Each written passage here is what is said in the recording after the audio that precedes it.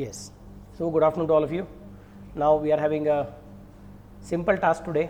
ऐसे दो प्रॉब्लम जो है वो थोड़े इजी प्रॉब्लम है और तीसरा प्रॉब्लम जो है वो शायद थोड़ा सा डिफिकल्ट लगेगा आपको, बट उसका भी लॉजिक समझेगा तो चुटकी बजा के आ जाएगा. लॉजिक समझने तक ये नहीं आइडेंटिफाई होता कि ऐसे प्रॉब्लम को अप्रोच कहाँ से करें. सो क्लास का फ़ायदा क्या होता है और मेरे साथ सीखने का फ़ायदा क्या होता है, या फिर मैं बोल सकता हूँ मेरा 25 साल के एक्सपीरियंस का फ़ायदा क्या होता है कि ऐसा प्रॉब्लम को देखने के टाइम कहाँ से देखोगे तो आपको समझ में आ जाएगा, वो जल्दी समझ में आता है. तो it's like going for Mount Everest with your Tenzing Norgay. Okay, who knows what is the step or what are the routes, which routes are good, which routes are not so good. तो एक ही प्रॉब्लम को solve करने के अलग अलग तरीके रह सकते हैं. कोई एक क्लास में ऐसा सिखाएगा, वही क्लास में ऐसा सिखाएगा, कोई एक टेक्स्ट बुक में अलग दिखाएगा, दूसरा टेक्स्ट बुक में अलग दिखाएगा. मेरे एक्सपीरियंस का आपको फायदा क्या हो जाता है कि मुझे ऑलरेडी मालूम है कि ऐसा सॉल्व किया तो बच्चों को कहाँ पे अटकने को होता है, वैसा सॉल्व किया तो बच्चों को कहाँ पे अटकने होता है, एग्जाम में कौन सा मिस्टेक्स हो जाता है. तो I try to take the simplest route wherein intelligent student also can solve it very quickly and not so intelligent student, average student or below average student can also solve it very quickly and can clear in the first attempt. Okay, चलिए आज देखना है अपने को question number 8. ऐसा एक question हमने class में किया था, अगर याद रहेगा तो 28 जनवरी के टाइम जो बैच किया था तभी ऐसा एक प्रॉब्लम किया हुआ था. देखो क्या कहता है. अरे मैंने ये ऐसे रख दिया कि अब ये PDF बना के हो गया, इसमें मैं इसका कलर चेंज नहीं कर सकता हूँ. तो ठीक है, let's start. Popeye company is metal and wood cutting manufacturer selling products to home construction market. Consider the following data for the month of October. Sandpaper, material handling cost, lubricant and coolants, miscellaneous indirect manufacturing labor, direct manufacturing labor, direct materials 1st October, direct materials 31st October, finished goods 1st October, finished goods 31st October, WIP 1st October, WIP 31st October, plant leasing costs, depreciation, plant equipment, property tax on plant and equipment, fire insurance on plant and equipment, direct materials purchased, sales revenues, marketing promotions, marketing salaries, distribution costs and customer service costs. Prepare an income statement with separate supporting schedule of cost of goods manufactured. For all the manufacturing items, indicate by V or F whether each is basically a variable cost or a fixed cost where the cost object is a product unit. Sir ये नया शब्द आ गया, cost object.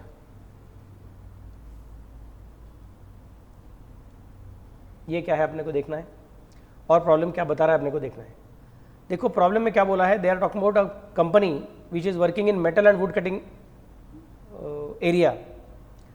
They are selling the products to home construction market.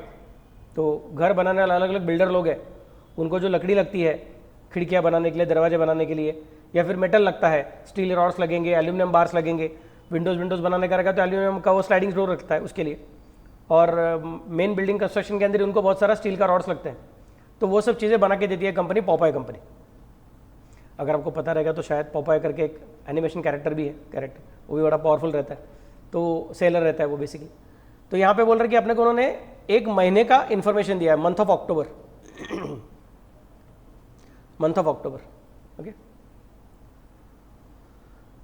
That means this is not a cost sheet for the year ended, this is a cost sheet for 1 month for the month of October. Next part, फिर उसके अंदर उन्होंने अपने को ना number of units of production and number of units of sales दिए हुए नहीं है, मतलब पर यूनिट कॉलम बनाने की जरूरत नहीं है. नेक्स्ट, उन्होंने अपने को अलग अलग कॉस्ट दिए हैं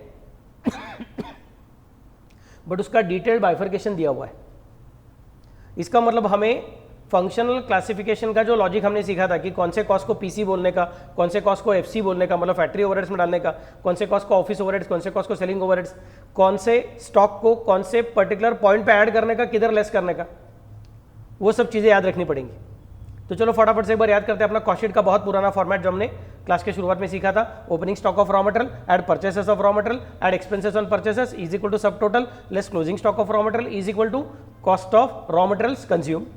Add to that direct wages including outstanding prepaid और adjustment कर लो, एंड उसके बाद में add direct expenses is equal to prime cost.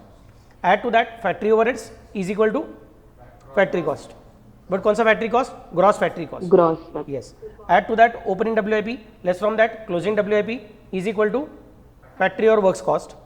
Add to that administration overheads relating to production, R&D, quality control and primary packing less from that sale of scrap or byproduct जो रहेगा वो.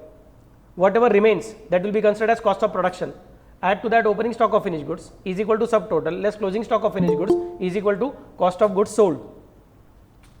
Is equal to cost of goods sold. और उसके बाद में add to that office overheads, add to that selling overheads is equal to cost of sales, add profit is equal to sales. ये अपना cost sheet का पुराना format है। अभी फट से एक बार याद आया रहेगा तो हमने और भी चीज़ सीखा था उसमें, rupees, total rupees and per unit rupees, जैसे 3 कॉलम रहते हैं। रुपीज़ कॉलम का मतलब क्या होता है? रुपीज़ कॉलम का मतलब होता है इनर कॉलम है, उसका अपने को पर यूनिट कैलकुलेट करने की जरूरत नहीं रहती है। Total rupees is the main answer column actually speaking, और टोटल रुपीज़ में जो जो आएगा उसका पर यूनिट कैलकुलेट करने का रहता है।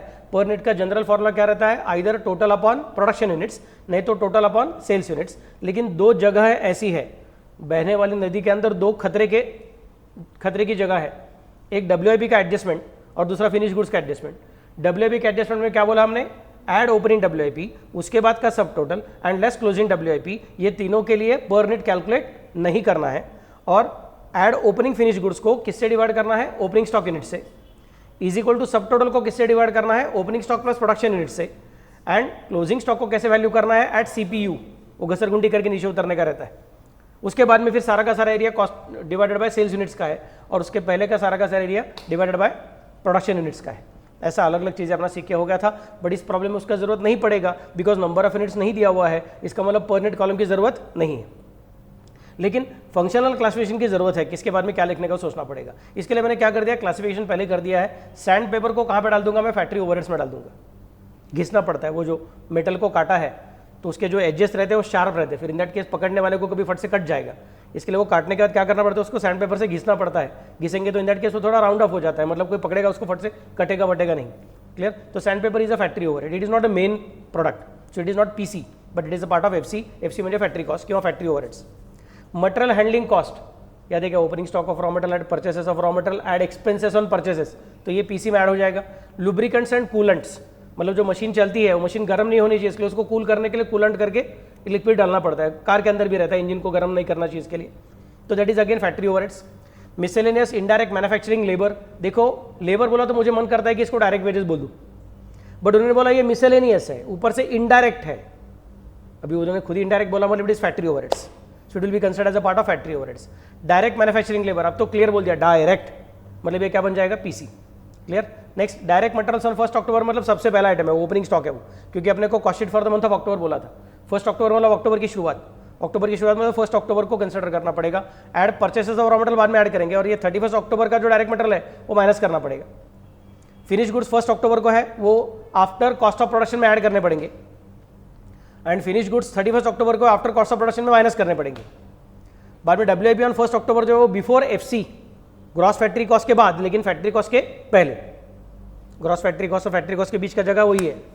एंड WIP ऑन 31 अक्टूबर मतलब बिफोर FC, उसको माइनस करना है। प्लांट लीजिंग कॉस्ट, मतलब प्लांट को हमने भाड़े पे लिया हुआ है, बट लॉन्ग टर्म का भाड़ा है, इसके लिए उसको लीज बोलते हैं, रेंट नहीं बोलते हैं, तो it will be considered as part of factory overheads.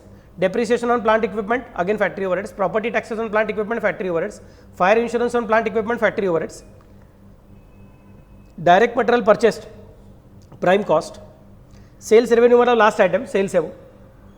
बाद में marketing promotion, marketing salaries, distribution cost and customer service cost, ये सब चीजें क्या बन जाएगी आपकी? Selling overheads. समझ में कैसे बोल रहा हूँ? बाकी कुछ है नहीं, मतलब इस प्रॉब्लम में OC है नहीं। OC म्हणजे काय? ऑफिस ओवरहेड्स किंवा एडमिनिस्ट्रेशन ओवरहेड्स नाहीच है। तो चलो फटाफट से हेडिंग लिखेंगे, cost sheet of Popoy company for the month of October. Cost sheet of Popoy company for the month of अक्टूबर।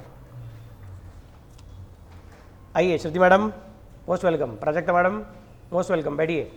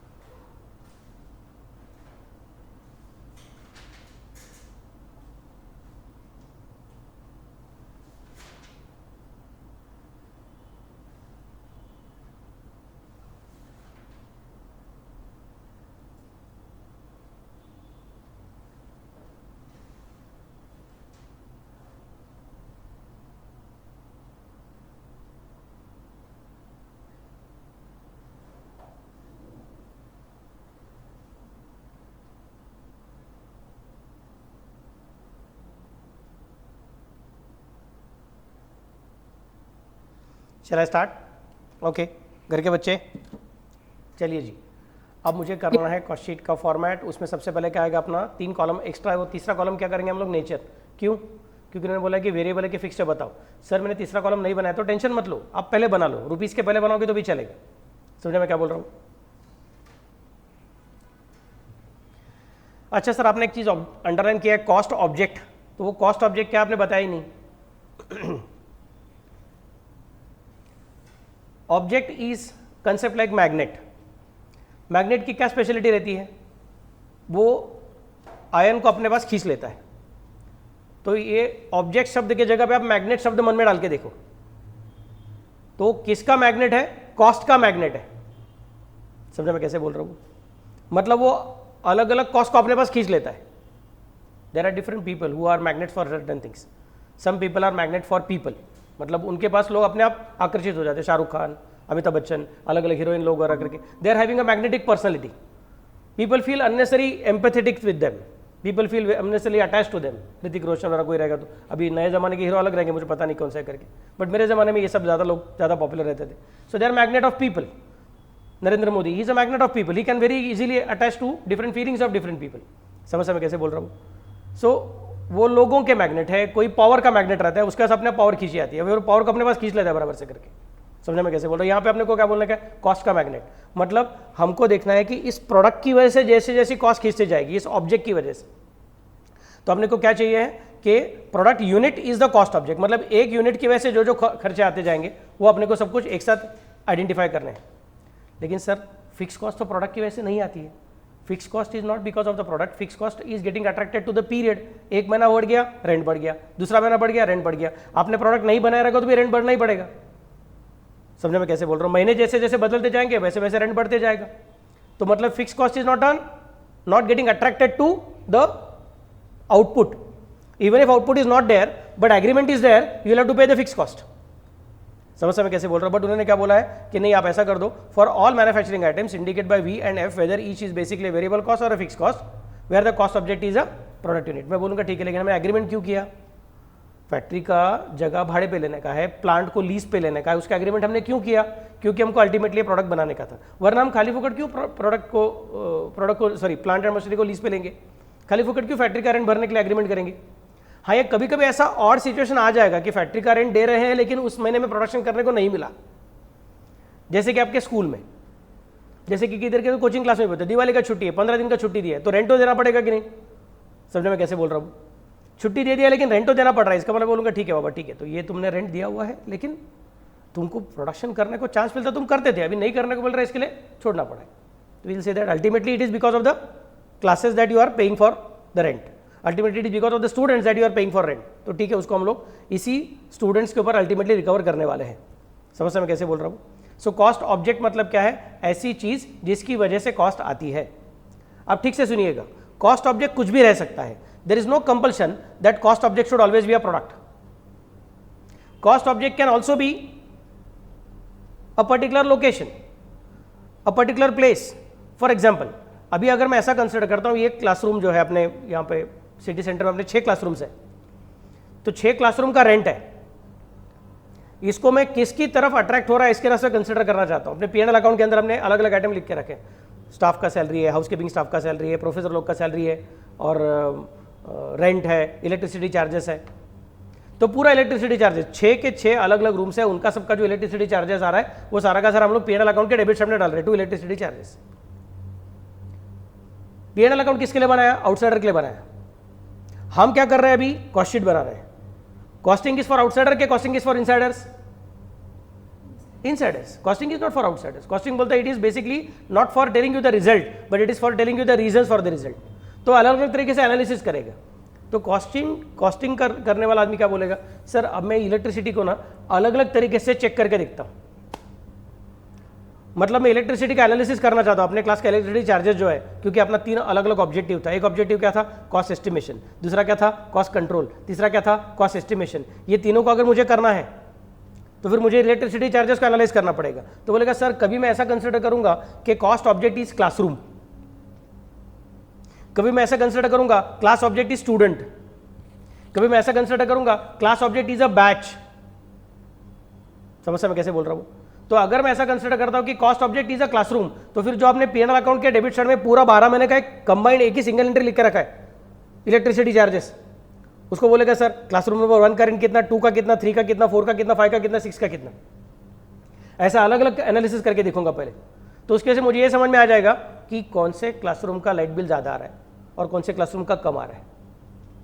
फिर मैं उसके कारण ढूंढूंगा, अरे ये क्लासरूम 5 नंबर अपना 5th फ्लोर का जो क्लासरूम है उसका रेंट बहुत, सॉरी उसका इलेक्ट्रिसिटी चार्ज बहुत ज़्यादा आता है, क्यों ज़्यादा आ रहा है? अरे वो बहुत बड़ा क्लासरूम है, जितना बड़ा क्लासरूम है उतना ज़्यादा एसी लगेगा, उतना ज़्यादा लाइट लगेगा, तो ऑटोमेटिकली उधर लाइट बिल ज़्यादा आने वाला ही है। इसका मतलब 5वें फ्लोर का क्लासरूम हमारे कंपनी में इलेक्ट्रिसिटी वेस्ट नहीं कर रहा है, वो बड़ा होने की वजह से उसका बिल ज़्यादा है, तो ठीक है चलेगा, नो प्रॉब्लम। समझे मैं कैसे बोल रहा हूँ? फिर मैं बोल सकता नहीं let us divided on number of students, मतलब उसी इलेक्ट्रिसिटी को कॉस्ट ऑब्जेक्ट अगर क्लासरूम रहेगी तो उसका बिहेवियर क्या है, कॉस्ट ऑब्जेक्ट अगर स्टूडेंट रहेगा तो उसका बिहेवियर क्या है, कॉस्ट ऑब्जेक्ट अगर एक एक बैच रहेगी तो, समझे मैं कैसे बोल रहा हूँ, तो उसका बिहेवियर क्या है। मैं बोलूँगा अरे 11वीं का बैच साल में कितने घंटे रहता है, कितने दिन के लिए रहता है, 12वीं का बैच साल में कितने घंटे का रहता है, कितने दिन के लिए रहता है। So total bill divided by total number of hours multiplied by 11वीं का आवर्स इज इक्वल टू 11वीं के electricity charges, total electricity bill. फिर बोलूँगा नहीं सर ऐसा मत करो, टोटल इलेक्ट्रिसिटी बिल को पहले डिवाइड करो, 5वें नंबर के क्लास 5वें नंबर का फ्लोर जो है उसमें 11वीं का बच्चा बैठता है, और 4 नंबर और 5 नंबर का जो क्लासरूम है उसके अंदर 11वीं का बच्चा कभी बैठता ही नहीं है। तो इन दैट केस उसका इलेक्ट्रिसिटी जैसे 11वीं को ट्रांसफर नहीं करेंगे। फिर अपने को समझेगा अच्छा अपना सब मिला के 6 क्लासरूम है, उसमें से 2 क्लासरूम में 11वीं का बच्चा कभी बैठता नहीं है, तो बाकी के क्लास का क्लासरूम का रेंट कितना है वो चेक करने का, उसमें कितने घंटों का लेक्चर्स होता है वो चेक करने का, सबका 11वीं का, 12वीं का, सीए फाउंडेशन का, सीए इंटर का, सबका। क्लियर मैं कैसे बोल रहा हूँ? फिर उससे डिवाइड करने का और 11वीं के लेक्चर से मल्टीप्लाई करने का, फिर अपने को समझेगा कि 11वीं की वजह से लाइट बिल कितना, 12वीं की वजह से कितना, सीए फाउंडेशन की वजह से कितना, सीए इंटर की वजह से कितना, वगैरह वगैरह। जैसे वो समझ में आना चालू हो जाएगा अपने को और आगे काम करने को ईजी हो जाएगा। Got the idea what I am trying to specify? तो कॉस्ट ऑब्जेक्ट अलग करता हूं तो ऑटोमेटिकली मुझे उसका देखने का नजरिया चेंज होता है, उसकी वजह से मुझे कुछ इंसाइट मिल सकती है कि भैया मैं इसको कंट्रोल कैसे करूं, इसको एस्टिमेट कैसे करूं, इसको प्रेडिक्ट कैसे करूं, वगैरह वगैरह। अगले साल 11वीं का एक बैच बढ़ेगा, मैं बोलूंगा अच्छा फिर अपना खर्चा शायद बढ़ जाएगा क्या नहीं बढ़ेगा। क्लियर मैं क्या बोल रहा हूँ? Got the idea? So cost object is a very important term for costing, क्योंकि कॉस्टिंग के जो ऑब्जेक्ट है, ऑब्जेक्टिव है, ऑब्जेक्टिव क्या क्या है? Estimation, control, reduction. ये तीनों के लिए आपको खर्चे को अलग अलग चीजों के साथ जोड़ के देखना पड़ता है कि if the centre is this, if the object is this, then how the cost behaves, if the object is something different then how the cost behaves. समझे मैं कैसे बोल रहा हूं? Then we can understand the interrelationship between the cost and the object, and based on that we can decide how to control the cost, how to reduce the cost in the future.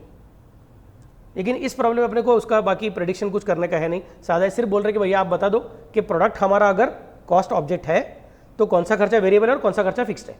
मतलब अगर हम बोल रहे हैं ये object है और ये खर्चा है, तो ये ऑब्जेक्ट अगर डांस करेगा तो ये खर्चा डांस कर रहा है कि नहीं कर रहा है? अगर हाँ तो क्या बन गया? वेरिएबल। और ये ऑब्जेक्ट अगर डांस करेगा तो भी ये खर्चा बिल्कुल डांस नहीं कर रहा है, कॉन्स्टेंट रह रहा है, मैं बोलूँगा इन दैट केस वो फिक्स बन गया। तो ये ऑब्जेक्ट के हिसाब से देखेगा तो ये फिक्स्ड है और वेरिएबल है। That's what we are thinking of. सबको समझा मैं कैसे बोल रहा हूँ? Got the idea? घर के बच्चे समझा करें? Yes sir, yes sir. चल, तो अभी सबसे पहले क्या देखना है अपने को? Opening stock of raw material, उसकी रकम कितनी है? Opening stock of raw material की रकम है, किधर गया रे, इधर मेरा 1 लाख। और परचेसेस कितने आपके? परचेसेस ऑफ रॉ मटेरियल इधर है 11,50,000। मिला क्या आपको सबको? So opening stock of raw material इधर है एंड परचेसेस इधर है। चलो ले लो, opening stock of raw material 1 lakh,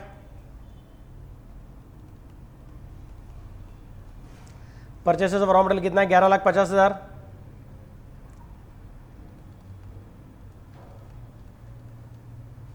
material handling cost कितना है आपका? देखो जरा, 1,75,000।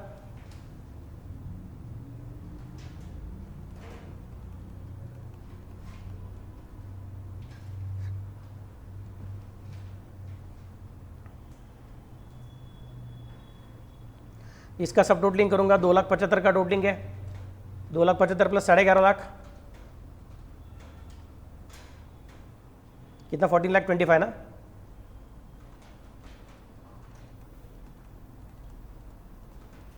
$14,25,000। Next, less closing stock of raw material जिसका अमाउंट है 1,25,000।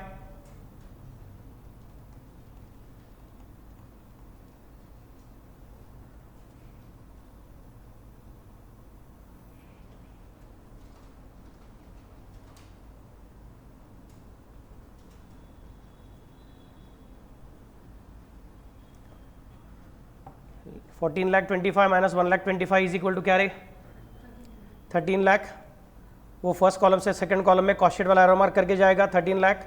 इसका नाम क्या रखूंगा? Cost of raw material consume.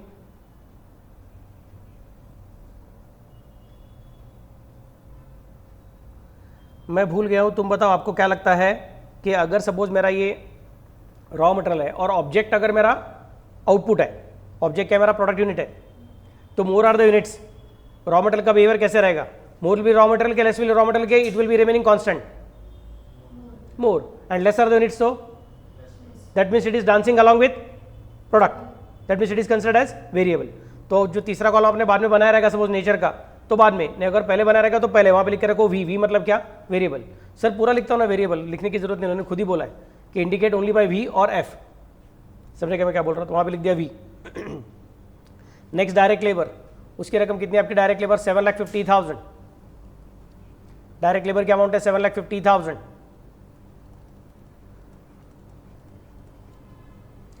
अब इसकी प्राइम कॉस्ट कैलकुलेट करूंगा, हो जाएगी कितनी? 20,50,000।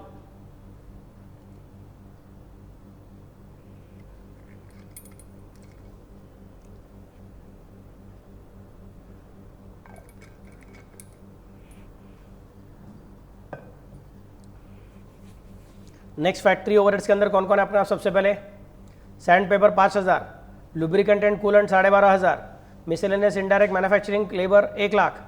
बाद में यहाँ पे plant leasing cost 1,35,000, depreciation 9 lakh, sorry 90,000, property taxes 10,000 and fire insurance of plant equipment 7,500। ये सब अपने फैक्ट्री ओवरहेड्स है। समझा मैं क्या बोल रहा हूँ? सबको मैं इनर कॉलम लेके आऊँगा, तो लिखूंगा कौन? सैंड पेपर मतलब क्या रे? 5,000, material handling 1,75,000,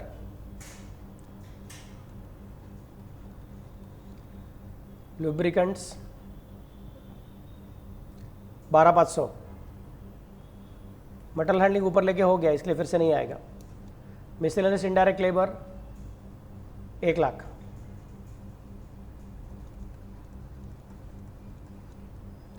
plant leasing cost 1,35,000, depreciation 90,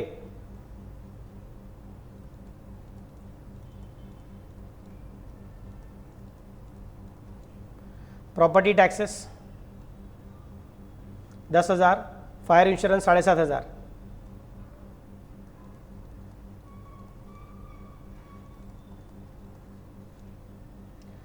gross factory cost आप लोग मुझे कैलकुलेट करके बताने वाले हो। पहले इसका टोटलिंग आउटर कॉलम लेके जाओ। 5,000 plus 12,500 plus 1 lakh plus 1,35,000 plus 90,000 plus 10,000 plus 7,500।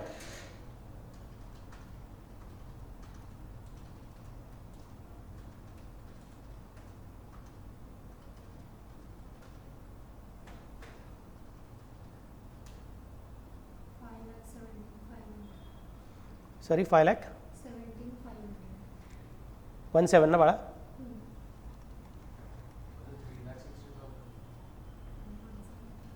हे बघ ना, 1 लाख प्लस 1 लाख पासून इकडे 2,35,000 झाले, 2,35,000 प्लस 90 म्हणजे 3,25,000 झाले, 3,25,000 प्लस 10 म्हणजे 3,35,000, 3,35,000 प्लस 12.5 प्लस 7.5 म्हणजे इकडे 20 म्हणजे 3,55,000, 3,60,000 आहेत माझ्या मताने। छोटे नीट चेक कर रे।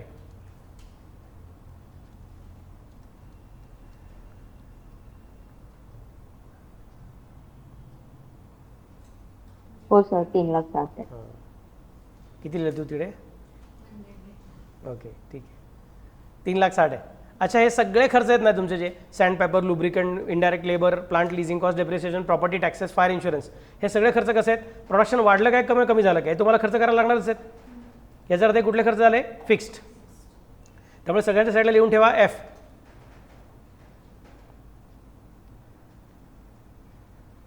सगळ्यांच्या साईडला लिहून ठेवा एफ। एफ म्हणजे काय? फिक्स्ड। वरती 20,50,000 होते प्लस 3,60,000 आले म्हणजे झाले किती? 23 म्हणजे 24,10,000।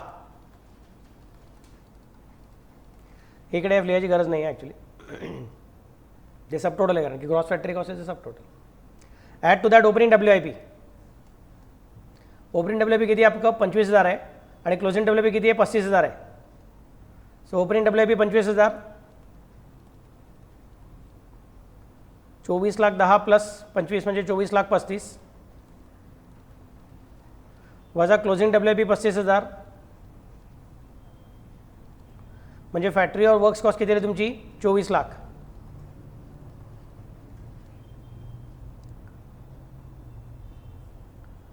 Add opening stock of FG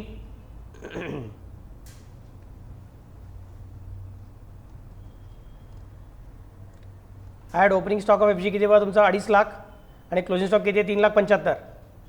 2.5 लक्ष इकडे तिकडे लक्ष नाही 2.5 लक्ष आणि 3,75,000 सहस्त्र.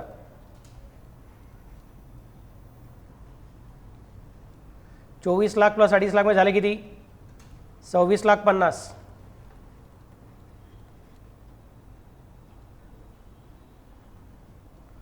26,50,000 मायनस 3,75,000 मध्ये झाले किती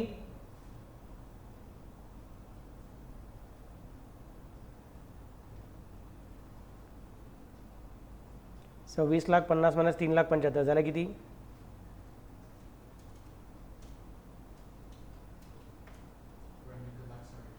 22,75,000. 22,75,000.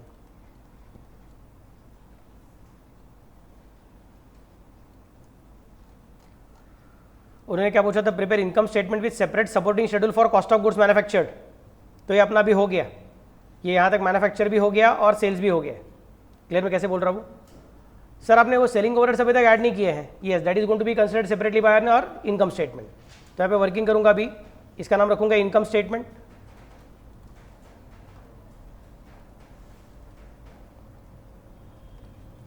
सेल्स की रकम कितनी है आपकी, उन्होंने खुद ही बोल कर रखा था सेल्स की अमाउंट है 34 लाख.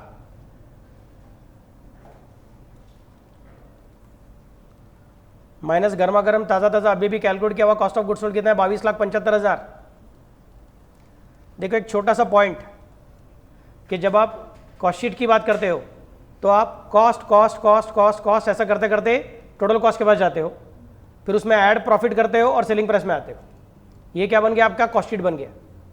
लेकिन जब आप इनकम स्टेटमेंट की बात करते हो तो आप स्टार्ट करते हो इनकम से और उसमें से कॉस्ट को माइनस करते हो तो आपका बैलेंसिंग फिगर प्रॉफिट रहता है. What is the difference between cost sheet and income statement. Cost sheet में focus is on cost and end is sales. के कॉस्ट के ऊपर कॉस्ट ऐड होते होते अल्टीमेटली हम सेलिंग प्राइस तक कैसे पहुंचे ये बताना मतलब कॉस्ट शीट है. और इनकम स्टेटमेंट मतलब इतना कमाया, कितना खर्चा किया, कितना बच गया, उसका फोकस इनकम के ऊपर है, कॉस्ट के ऊपर नहीं है. समझे मैं कैसे बोल रहा हूँ. तो पहले क्या दिखेगा स्टेटमेंट देखना चालू किया तो in cost sheet you will look first at cost, end में जाके अच्छा इतना सेल्स से इतना प्रॉफिट है. Primary focus is only on cost. Income statement में primary focus is on sales income. समझे मैं कैसे बोल रहा हूँ. और कॉस्ट को एब्रीवेटेड छोटा छोटा अमाउंट दिया जाए बस, बाकी कुछ नहीं. उसका सेपरेट सपोर्टिंग शेड्यूल बना के रखा हुआ है वहाँ पे. Clear. So cost of goods sold 22,75,000. 34 मधनं 22 गेले उरले किती रे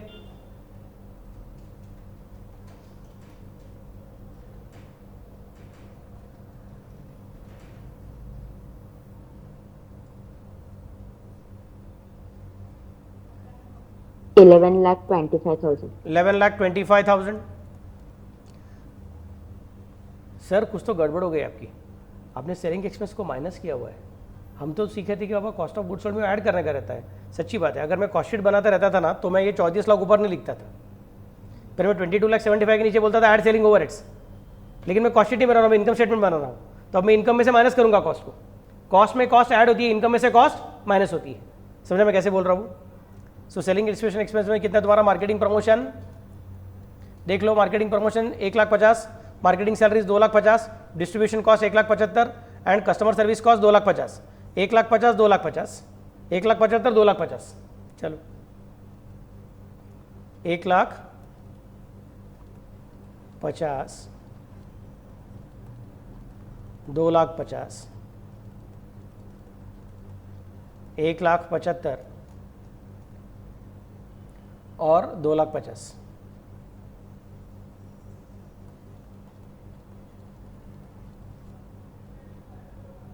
आउटर कॉलम में कितना आएगा 4 लाख, 6.5 लाख, 6.5 लाख और 1,75,000 म्हणजे कितना हो गया रे 6.5 लाख.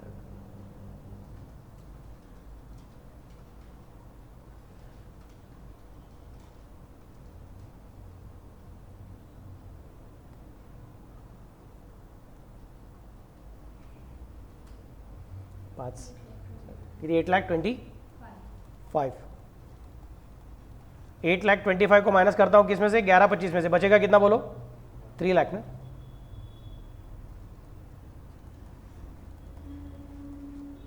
थ्री लाख का नाम क्या रखूंगा प्रॉफिट।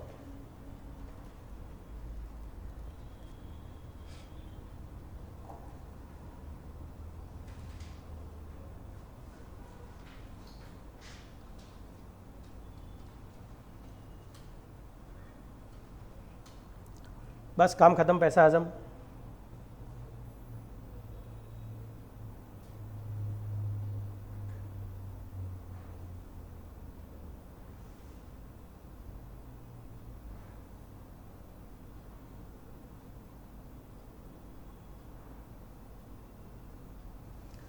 गुड।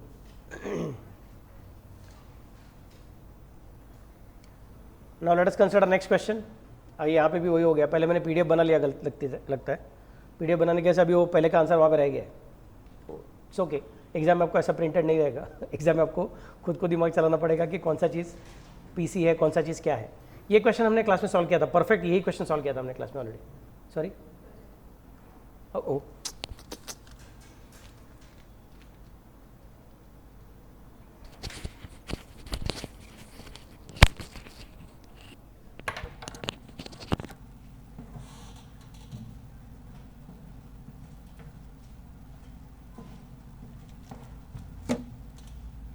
मशीन अपना इस फ़ोन में से आ जाओ।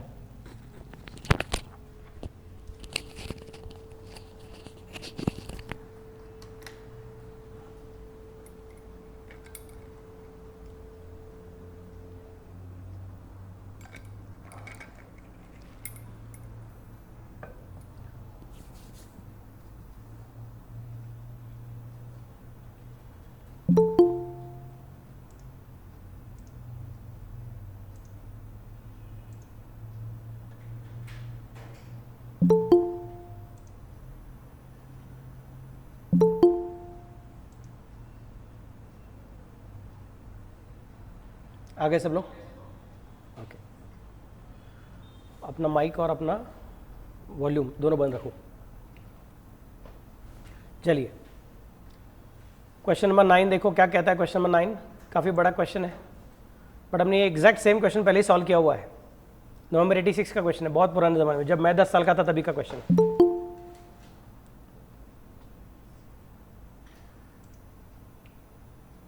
The following figures are extracted from the trial balance of Go Getter company as on 30th of September. Inventories में finish stock, raw materials, WIP। Finish stock को मैं कहाँ पे कंसिडर करूँगा? After cost of production consider करूँगा। Raw material को after PC consider करूँगा, और WIP को after gross factory cost consider करूँगा। ओपनिंग रहेगा तो ऐड करूँगा, क्लोजिंग रहेगा तो माइनस करूँगा। Office appliances, planted machinery and buildings, ये तीनों क्या है मेरे लिए? कैपिटल एसेट है। हम कॉस्ट शीट बनाते हैं वो फॉर द ईयर एंडेड रहता है। Cost sheet is actually speaking analysis of profit and loss account in a more systematic manner by focusing only on cost, that to costs which are related to production or related to sales. Cost sheet is not an analysis of balance sheet. इसका मतलब balance sheet के items वहाँ पे नहीं आ सकते हैं, इसलिए तीनों item office appliances, planted machinery and building, तीनों को इग्नोर करना पड़ेगा। सेल्स ये लास्ट आइटम रहेगा। Sales returns and rebates, sales में से माइनस करने करेंगे। मटेरियल्स परचेस ये अपना प्राइम कॉस्ट का पार्ट है। फ्रेट इनकर्ड और materials purchase prime cost. Purchases returns ये भी अपना प्राइम कॉस्ट है, लेकिन ये परचेस रिटर्न्स है, मतलब ये प्राइम कॉस्ट में से माइनस करनी पड़ेगी, इसलिए वहाँ पे माइनस PC लिख के रखा हुआ है। तो इस प्रॉब्लम में हम हमेशा की तरह क्या बोलेंगे? Opening stock of raw material at purchases of raw material at expenses on purchases minus purchase return, and बाद में minus closing stock of raw material.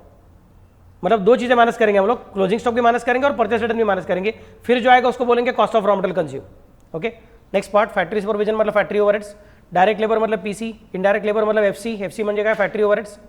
Repairs and unkeep नाही, अपकीप पाहिजे तिकडे शब्द, it's not unkeep, it's upkeep. Repairs and upkeep of factory.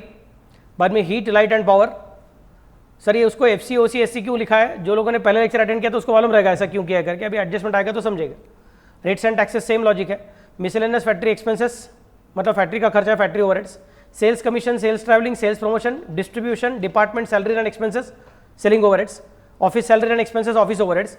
Interest on borrowed funds को मैं ignore करूंगा। क्यों इग्नोर करूंगा? क्योंकि वो फिनेंस कॉस्ट है।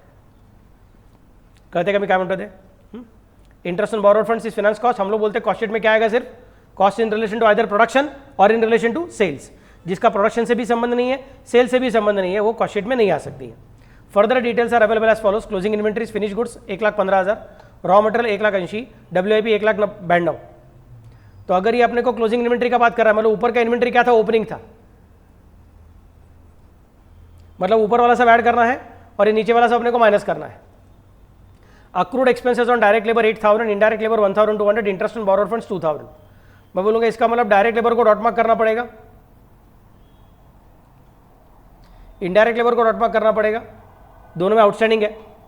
Fact interest on borrowed funds को हमने इग्नोर किया है, तो जब हमने उसका ओरिजिनल अमाउंट को इग्नोर किया है, उसका डॉट मार्क को भी इग्नोर करने वाले हैं। कहते कभी क्या मिनट होते।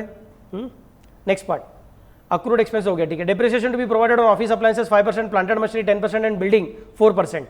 मैं बोलूंगा इसका मतलब ये तीनों खर्चे जो हमने इग्नोर किए थे उनके डेप्रिसिएशन को मैं कंसिडर कर सकता हूं, तो तीनों को डॉट मार्क करके रखूंगा, तीनों को डॉट मार्क करके रखूंगा, मुझे तीनों को सॉल्व करना है। Okay, then comes the next part. अगला पॉइंट कौन सा तुम्हारा, टिक टिक टिक टिक ठीक है, हाँ। Distribution department, distribution of the following cost as follows, heat light and power to factory office and selling in the ratio of 8:1:1। तो उन्होंने खुद ही बोला है हीट लाइट एंड पावर जो है उसको फैक्ट्री ऑफिस और सेलिंग ये तीनों में डिवाइड करना in the ratio of 8:1:1। Okay, बाद में बोलते हैं rates and taxes 2/3 to factory and 1/3 to office. Rates and taxes को फैक्ट्री एंड ऑफिस दोनों में ही ट्रांसफर करना है, सो 2:1 रेशियो में ट्रांसफर करना है। नहीं सर 2/3 1/3 बोला है, तो मतलब वही ना 2:1 ना बाबा लोग, समझे ना, कंफ्यूज मत होना। अगला point depreciation on building to factory office and selling in the ratio of 8:1:1। So depreciation किधर गया मेरा डेप्रिसिएशन, ये जो है इधर कौन सा वाला बिल्डिंग का, उसको मुझे FC, OC एंड SC तीनों में डिवाइड करना पड़ेगा इन द रेशियो ऑफ 8:1:1। कितना, 2 लाख को क्या, नहीं 2 लाख के ऊपर जो डिप्रिसिएशन रहेगा उसको करते का Shruti madam. Next part with above data prepare a condensed profit and loss statement of go getter company for the year ending on 30th of September along with supporting schedules of cost of sales, selling and distribution expenses and administration expenses। मतलब वो अपने को बोल रहे हैं कि पहले cost sheet बनाओ, लेकिन कॉस्ट शीट को कहाँ तक लेके जाओ, मैक्सिमम कॉस्ट ऑफ सेल्स तक लेके जाओ। सर कॉस्ट ऑफ सेल्स मतलब सेकंड लास्ट लाइन है, बाद में add profit is equal to sales, last का 2 लाइन रहता है बाद में फिर, so cost of sales is the third last line. मैं बोलूँगा हाँ, लेकिन उन्हें बोला है कॉस्ट शीट में कहाँ तक लेके जाना, सिर्फ कॉस्ट ऑफ सेल्स तक लेके जाना और बाद में एक सेपरेट इनकम स्टेटमेंट बनाना। समझा क्या मैं क्या बोल रहा हूँ?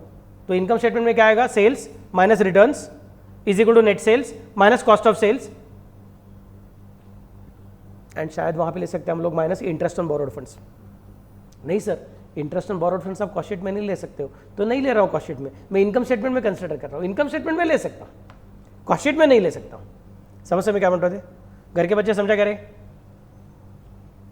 Yes sir. ओके चलो लेट स्टार्ट। पहले आगे heading cost sheet of go getter company for the year ended 30th September. Cost sheet of go getter company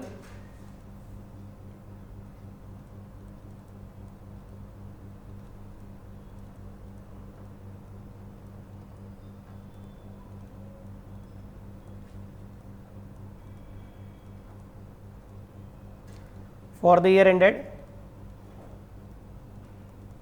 30th September. इसमें भी पर यूनिट रुपीज कॉलम का जरूरत नहीं है,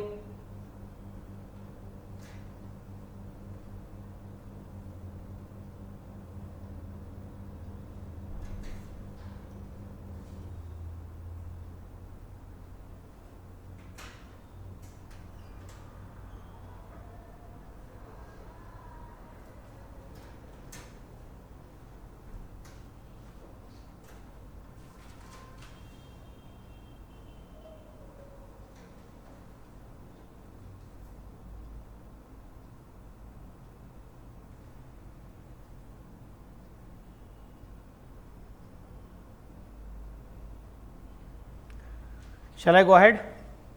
सबसे पहले आएगा अपना opening stock of raw material, जिसकी रकम थी इधर दी है 1,40,000। दिखा क्या सबको 1,40,000? Opening stock of raw material इधर दिखता है, देखो 1,40,000 मिला। सो टेक 1,40,000 और परचेसेस कितने देख लो एक बार। मटेरियल परचेस इधर दिया उन्होंने अपने को 3,20,000 और मेरे ख्याल से फ्रेट इनकम और मटेरियल भी देख रखा है 16,000। सो opening stock of raw material 1,40,000, purchase 3,20,000 and freight 16,000. 1,40,000, 3,20,000, 16,000. 1,40,000, 3,20,000 and 16,000. इन तीनों का टोटलिंग करूंगा, कितना आएगा रे? 4,60,000, 4,76,000 ना, 4,76,000. अगला पॉइंट है closing stock of raw material.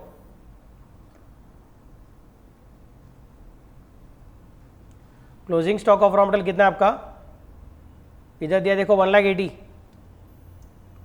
So I take it 1,80,000. लेकिन इस प्रॉब्लम में और एक चीज़ से हमने बोल के रखा था कि परचेस रिटर्न भी है, वो भी माइनस करने के हैं. तो डायरेक्टली सब टोटलिंग नहीं करता हूँ, पहले परचेस रिटर्न को माइनस करता हूँ. परचेस रिटर्न की रकम कितनी है देखो जरा आपकी, 4,800. मिला क्या सबको? So I write here 4,800. 4,76,000 minus 1,80,000 minus 4,800. Arrow mark करके आउटर कॉलम जाना, वहाँ पे बोलो cost of raw material consume.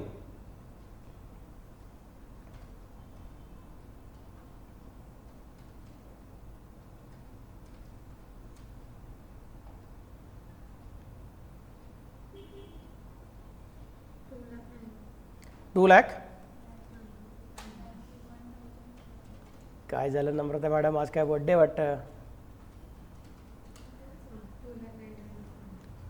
2,91,000 exactly. कसं इकडे 800 आहेत की पुढे? हाँ 200. 200. यप. नेक्स्ट डायरेक्ट वेजेस है, लेकिन ज़रा संभल के, उसके अंदर आउटस्टैंडिंग भी है. डायरेक्ट वेजेस की रकम कितनी थी? उसको डॉट मार्क करके रखा था हमने, किधर? तो 1,60,000. मिला क्या सबको? डायरेक्ट वेजेस यहाँ पे देखो 1,60,000 और नीचे उसका आउटस्टैंडिंग देके रखा हुआ है डायरेक्ट वेजेस का 8,000. सो ऊपर 1,60,000 मैं उसको एनसर्कल किया है और नीचे 8,000 है. मिला आपको सबको? सो 1,60,000 एंड 8,000 ले लिया मैंने. उसको इनर कॉलम में लेके आउटर कॉलम लेके जाऊंगा. 1,60,000 एंड 8,000 तो हो गया कितना? 1,68,000. अब प्राइम कॉस्ट कैलकुलेट करने से दुनिया की कौन सी भी ताकत तुम्हें रोक नहीं सकती है. 2,91,200 प्लस 1,68,000.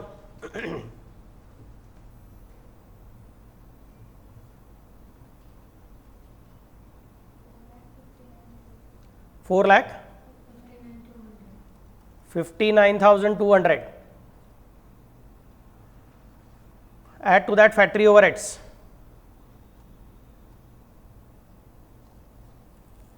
फॅक्टरी ओव्हरहेडची अमाऊंट किती चेक करा जरा तुमची. त्यामध्ये भरपूर गोष्टी आहेत FCFC मध्ये. तो सबसे पहले क्या आएगा फैक्ट्री ओवरहेड्स में? इधर कुछ नहीं. ऑफिस अप्लायंसेस का डिप्रिसिएशन आने वाला, प्लांट एंड मशीनरी का डिप्रेशन आने वाला है. हाँ, बाद में बिल्डिंग का डिप्रेशन आने वाला है और बाद में कौन आएगा? फैक्ट्री सुपरविजन आने वाला है. चलो फिर लेट मी स्टार्ट. सबसे पहले ले लूँगा फैक्ट्री सुपरविजन. कितनी रकम है फैक्ट्री सुपरविजन की? 10,000. इनर कॉल में लिख दूंगा 10,000. फिर आएगा इनडायरेक्ट लेबर. इनडायरेक्ट लेबर की रकम थी 18,000 और उसका आउटस्टैंडिंग था 1,200, उसको डॉट मार्क किया था. सो 18,000 and 1,200.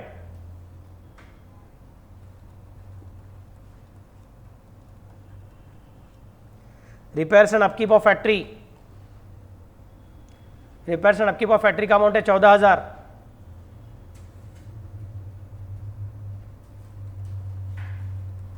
Heat light and power के लिए जरा संभल के उसको डिवाइड करना था अपने को 8:1 रेशियो में.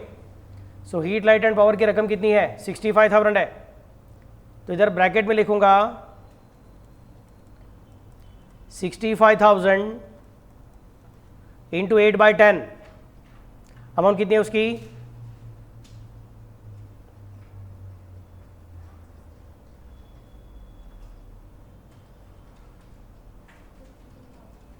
52,000. Rates and taxes.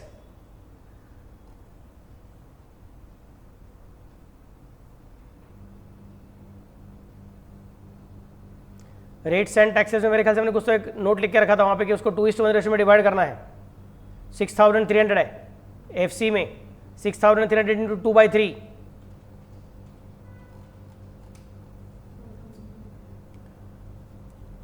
6,300 into 2/3 is equal to कितना 4200। फिर बाद में मिसलेनियस फैक्ट्री एक्सपेंसेस दिए अपने को 18700। Miscellaneous factory expenses 18700। फिर आएगा depreciation on plant and machinery. Plant and machinery का अमाउंट कितना था 4,60,500 था, उसका डेप्रिसिएशन कितना करना था, डेप्रिसिएशन प्लांट एंड मशीनरी का है 10%। मिला क्या सबको? सो 4,60,500 इंटू 10%। सर आपको 4,60,500 कहाँ से मिला? ऊपर जो टेबल दिया था उसके अंदर दिया है, ऑफिस अप्लायंस के नीचे 4,60,500। और मिला क्या? और 10% कहाँ से मिला? यहाँ पे दिया उन्होंने अपने को नीचे एडजस्टमेंट में, एडजस्टमेंट नंबर 3 में। सो लिखूंगा यहाँ पे 4,60,500 into 10%।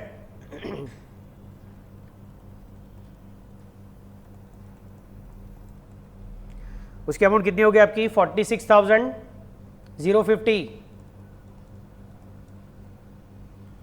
Next depreciation on building. Building की रकम कितनी थी? 2 लाख थी।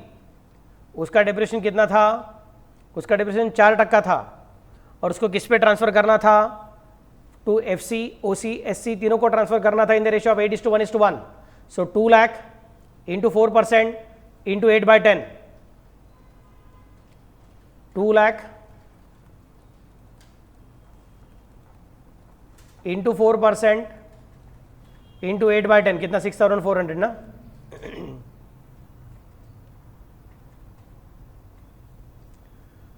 मेरे ख्याल से फैक्ट्री ओवरहेड से रिलेटेड जो जो चीज़ें थी वो सारी ख़त्म हो गई है। अब और कुछ बाकी नहीं है, ना टेबल में ना एडजस्टमेंट में। तो इनको सबको आउटर कॉलम लेके जाऊंगा। 10 + 18 मतलब 28 प्लस 1,200 मतलब 29,200 प्लस 14,000 प्लस 52। ऐसा फटाफट फटाफट करते जाओ।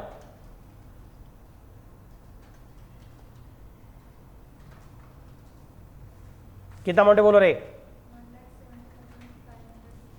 1,70,550।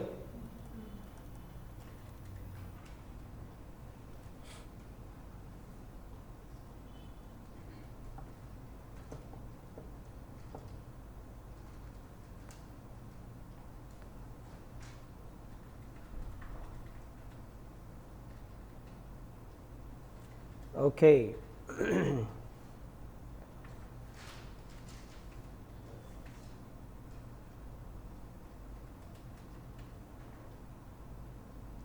अगला पॉइंट,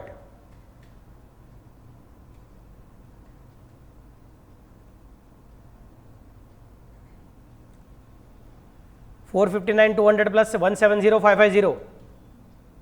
बोलो कितना?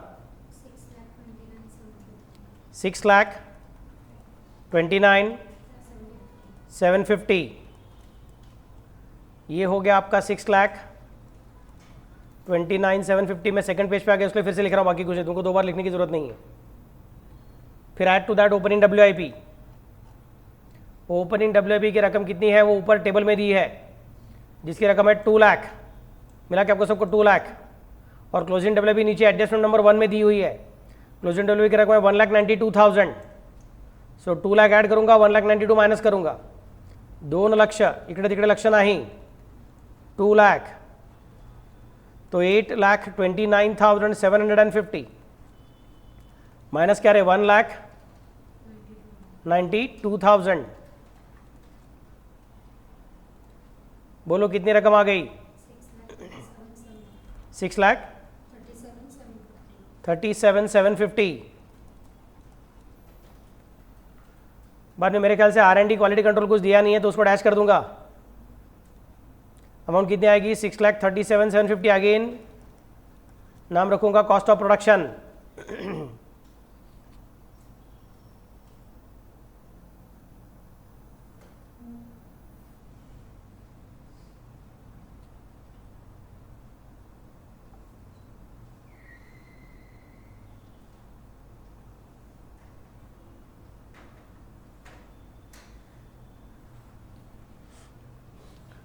Next, opening stock of FG की रकम कितनी है?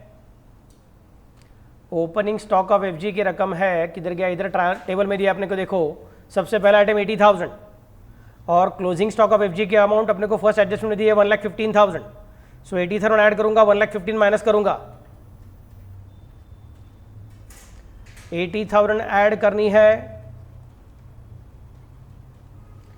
1,15,000 माइनस करनी है, 637,750 plus 80, 7,17,750 minus 1,15,000, 6,02,750।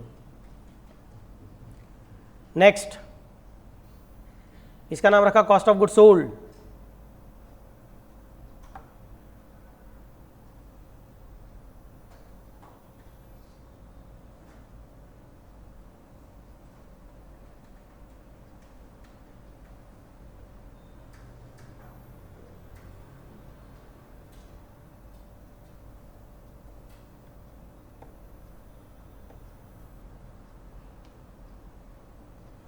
Next, add to that administration overheads. उसमें सबसे पहले कौन आएगा? Heat, light and power. उसका एक पोर्शन अपने को यहाँ पे उठाने का है। कितना था उसका पोर्शन? 8:1:1। तो 65,000 इंटू 1/10,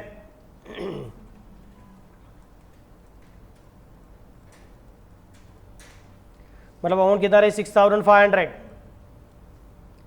रेट्स एंड टैक्सेस वो 1/3 यहाँ पे देने का मेरे ख्याल से।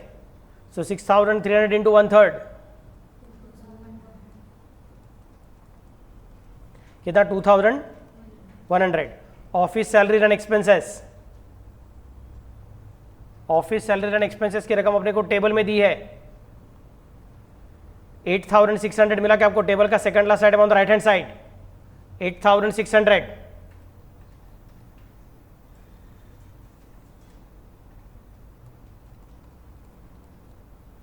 डेप्रिसिएशन ऑन ऑफिस बिल्डिंग वो 17,400 की ऑफिस बिल्डिंग थी, उसमें 5% डेप्रिसिएशन चार्ज करना था।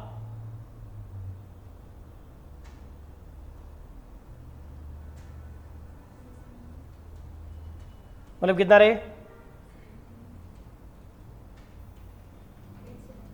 870। डेप्रिसिएशन ऑन बिल्डिंग कितना है? 2 लाख पे 4%, लेकिन अपने को कितना चाहिए? 1/10 चाहिए। सो 2 लाख का 4% का 1/10 बोलो कितना आंसर है? 2 लाख का 4% मतलब 8,000। 8,000 का 1/10 मतलब कितना? 800 ना। चलिए इसकी सब टोटल आउटर कॉलम लेके जाता हूँ। 6,500 प्लस 2,100 प्लस 8,600 प्लस 870 प्लस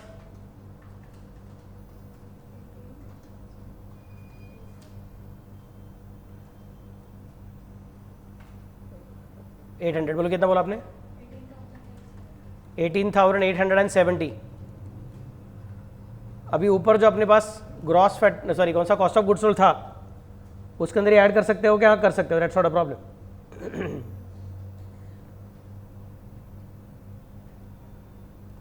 बोलो सब टोटल कितनी आएगी? 6,21,000 कितना? 625 ना, 620। ओके, अब सेलिंग ओवर में सबसे पहले फिर से बार कौन आएगा? Heat, light and power. उसका 8:1:1 रेशियो था,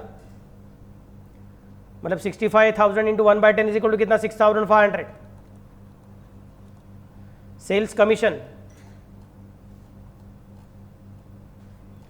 सेल्स कमीशन की अमाउंट कितनी थी? 33,600 थी। सारी की सारी ले लो।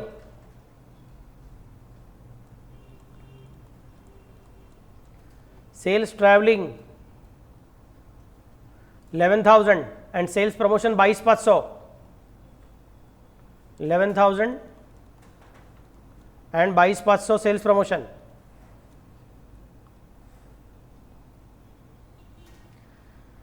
फिर distribution department expenses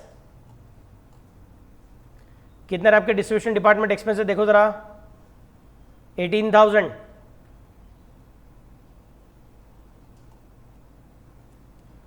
distribution department expenses है 18,000। डेप्रिसिएशन ऑन बिल्डिंग फिर से एक बार अभी 1/10 लेने का है. So 2 lakh into 4% into 1/10 is equal to 800.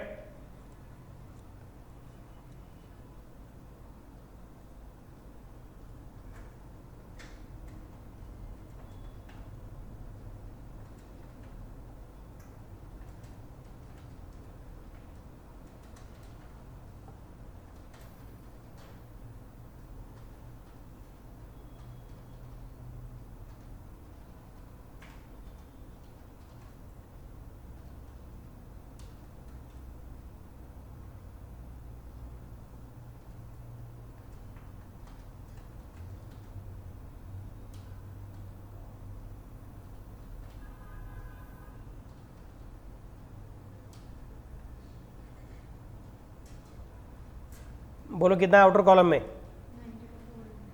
92,400. 92,400 में 621 620 ऐड किया,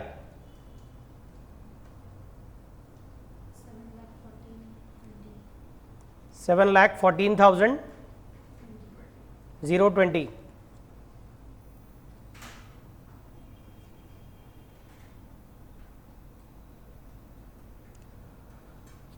तो पहला पार्ट पूरा हो गया. उन्होंने बोला था कि prepare a condense profit and loss statement, वो बाकी है. Along with supporting schedule of cost of sales, वो अभी दिखा दी. सेलिंग डिस्ट्रीब्यूशन एक्सपेंस भी दिखा दिया, एडमिनिस्ट्रेशन एक्सपेंस भी दिखा दिया हमने, सब पूरा हो गया. अब सिर्फ प्रॉफिट एंड लॉस स्टेटमेंट बाकी है. उसमें सबसे पहले कौन आएगा? सेल्स की रकम. सेल्स कितना देखो आपका रुपीज़ 7,68,000. उसमें से रिटर्न्स कितना है? 14,000. I hope you can see it in the table जहाँ पे मेरा कर्सर है. 7,68,000 का सेल्स है और 14,000 का आपका सेल्स रिटर्न है. ये दोनों सेल्स में से सेल्स रिटर्न माइनस करेंगे तो बचेगा अपने को नेट सेल्स. उसमें से हम लोग कॉस्ट ऑफ सेल्स माइनस करेंगे जो अभी कैलकुलेट की थी हमने शेड्यूल में.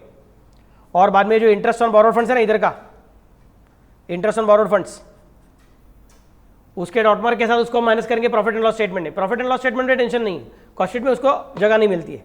क्लियर? सो स्पेसिफाई सेल्स कितनी रकम है? 7,68,000 माइनस 14, 7,68,000 माइनस 14,000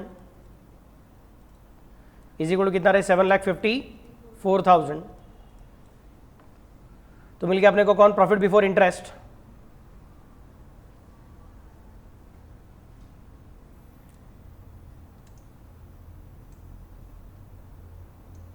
और कॉस्ट ऑफ सेल्स कितनी थी? 7,14,020 थी.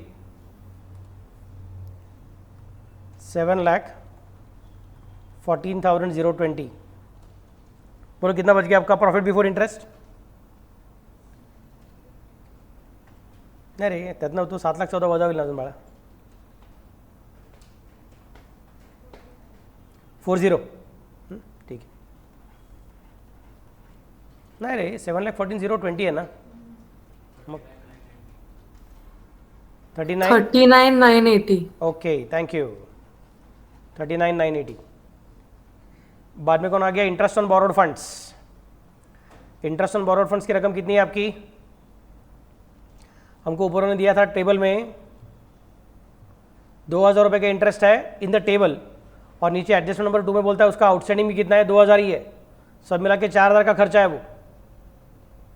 सो take it in the near column 2,000, add accrued inner column 2,000, outer column 4,000.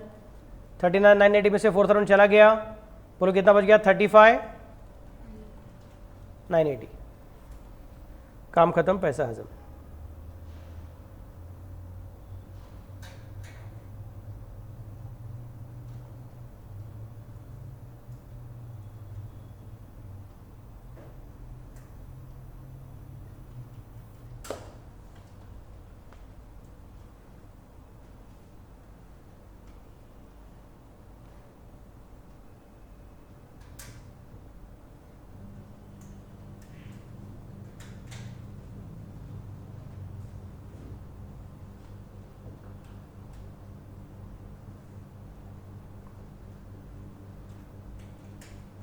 अगला point. So we have completed up to slide number 22. Great. अब हमको जाना है कहाँ पे? 23, 24 एंड 25. खत्म.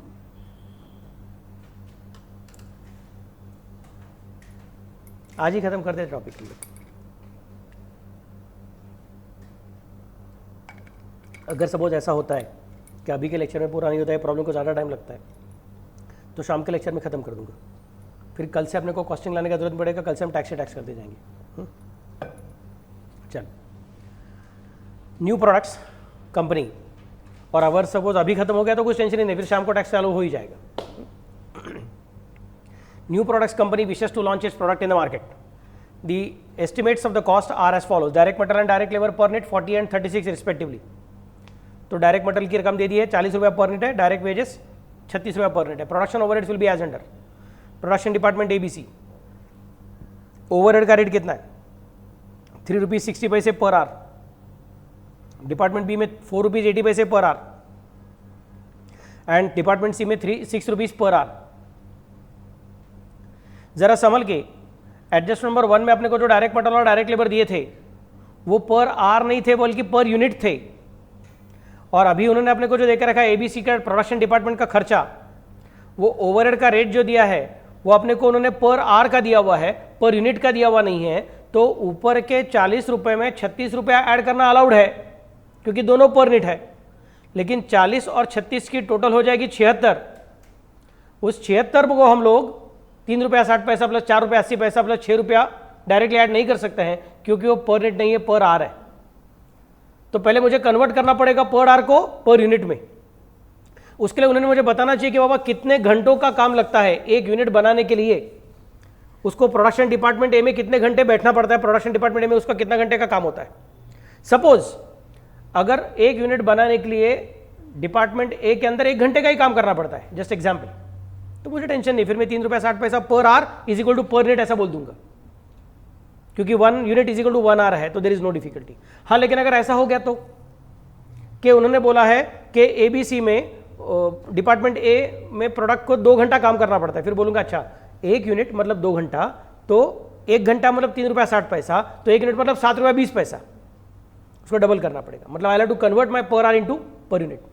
कभी कभी आधा घंटा रहेगा तो उसको मुझे आधा करना पड़ेगा कि प्रोडक्ट फटाफट तैयार होता है, तो फिर मुझे 3 रुपया 60 को 2 से डिवाइड करना पड़ेगा, बोलना पड़ेगा 1 रुपया 80 पैसा पर यूनिट। समझ मैं कैसे बोल रहा हूँ? Normal working hours for overhead purposes are 30,000, 20,000 आणि 40,000. Fixed overheads included in total overheads 36,000, 12,000 आणि 60,000. Time required per unit of product 5, 2.5 and 4. Annual administration and selling expenses applicable to the product are rupees 2,50,000. Estimated sales quantity per annum is 50,000 units. Estimated sales quantity per annum is 50,000 units. मिला क्या आपको सबको? इसको भी कैसे solve करने का? फिर in that case you are required to do what? Prepare a cost sheet and compute the unit selling price with profit margin of 40% on the total cost. अभी टेंशन नहीं है, 40% ऑन द कॉस्ट, मतलब convert करने की जरूरत नहीं है. Cost cost cost add हो जाएगी, उसके अंदर 40% ऐड करेंगे. It is not given on selling price, नहीं तो अपने को चेंज करते बैठना पड़ता था. 40% on sales is equal to 40 upon 100 on sales is equal to 4/10 on sales is equal to 4/6 on cost. ऐसा मुझे करना पड़ता था, बट अभी कुछ जरूरत नहीं है, सीधा 40% ऑन कॉस्ट ही है. Advise the management whether to accept an offer from the foreign buyer for additional 10,000 units at rupees 125 per unit. Okay. Management को एडवाइस भी करने को बोल रहे हैं, बाद में देखेंगे. अभी सबसे पहले क्या चालू करेंगे हम लोग? वर्किंग कैसे करने का देखेंगे. मैं बोलूँगा सादा वर्किंग है, 40 में 36 ऐड कर दो, वो सिंपल है. गड़बड़ और बाद में ये annual fix expense, sorry annual expenses जो एडमिनिस्ट्रेशन का, उसका भी टेंशन नहीं है. Adjust number 1 adjust number 3 are very easy. Difficult है तो एडजस्ट नंबर 2 ही डिफिकल्ट है. उसके बारे में ठीक से एक बार देखना पड़ेगा. क्या क्या बोल रहे हैं देखो जरा. Production overheads will be as under. Department ABC overhead rate is 3.60 per hour, 4.80 per hour, 6 rupees per hour. Normal working hours for overhead purpose 30,000, 20,000, 40,000. Fixed overheads included in total overheads are 36,000, 12,000 and 60,000. And time required per unit of the product is 5 hours, 2.5 hours and 4 hours. Okay. चलो इसको approach करने का कोशिश करेंगे, किस तरह से इसको क्रैक कर सकते हैं हम लोग. तो ऐसा सोचो कि आप लोग बाहुबली पिक्चर में बाहुबली के साइड में खड़े हो और आपके सामने वो भल्लाल देव का बड़ा वाला किला है और उसका ये बड़ा वॉल है. उसको अपने को क्रॉस करने का, दिमाग चलाना पड़ेगा क्या करने का क्या नहीं करने का करके. ओके. बाहुबली 2 में ऐसा कुछ तो होता है, वो जंप मार के अंदर जाता है करके. तो अभी जंप मारने को अपने को सीखने का है कि कैसे जंप मारेंगे. देखो प्रॉब्लम क्या कहता है. ओवरहेड रेट 3 रुपीज 60 पैसे पर आवर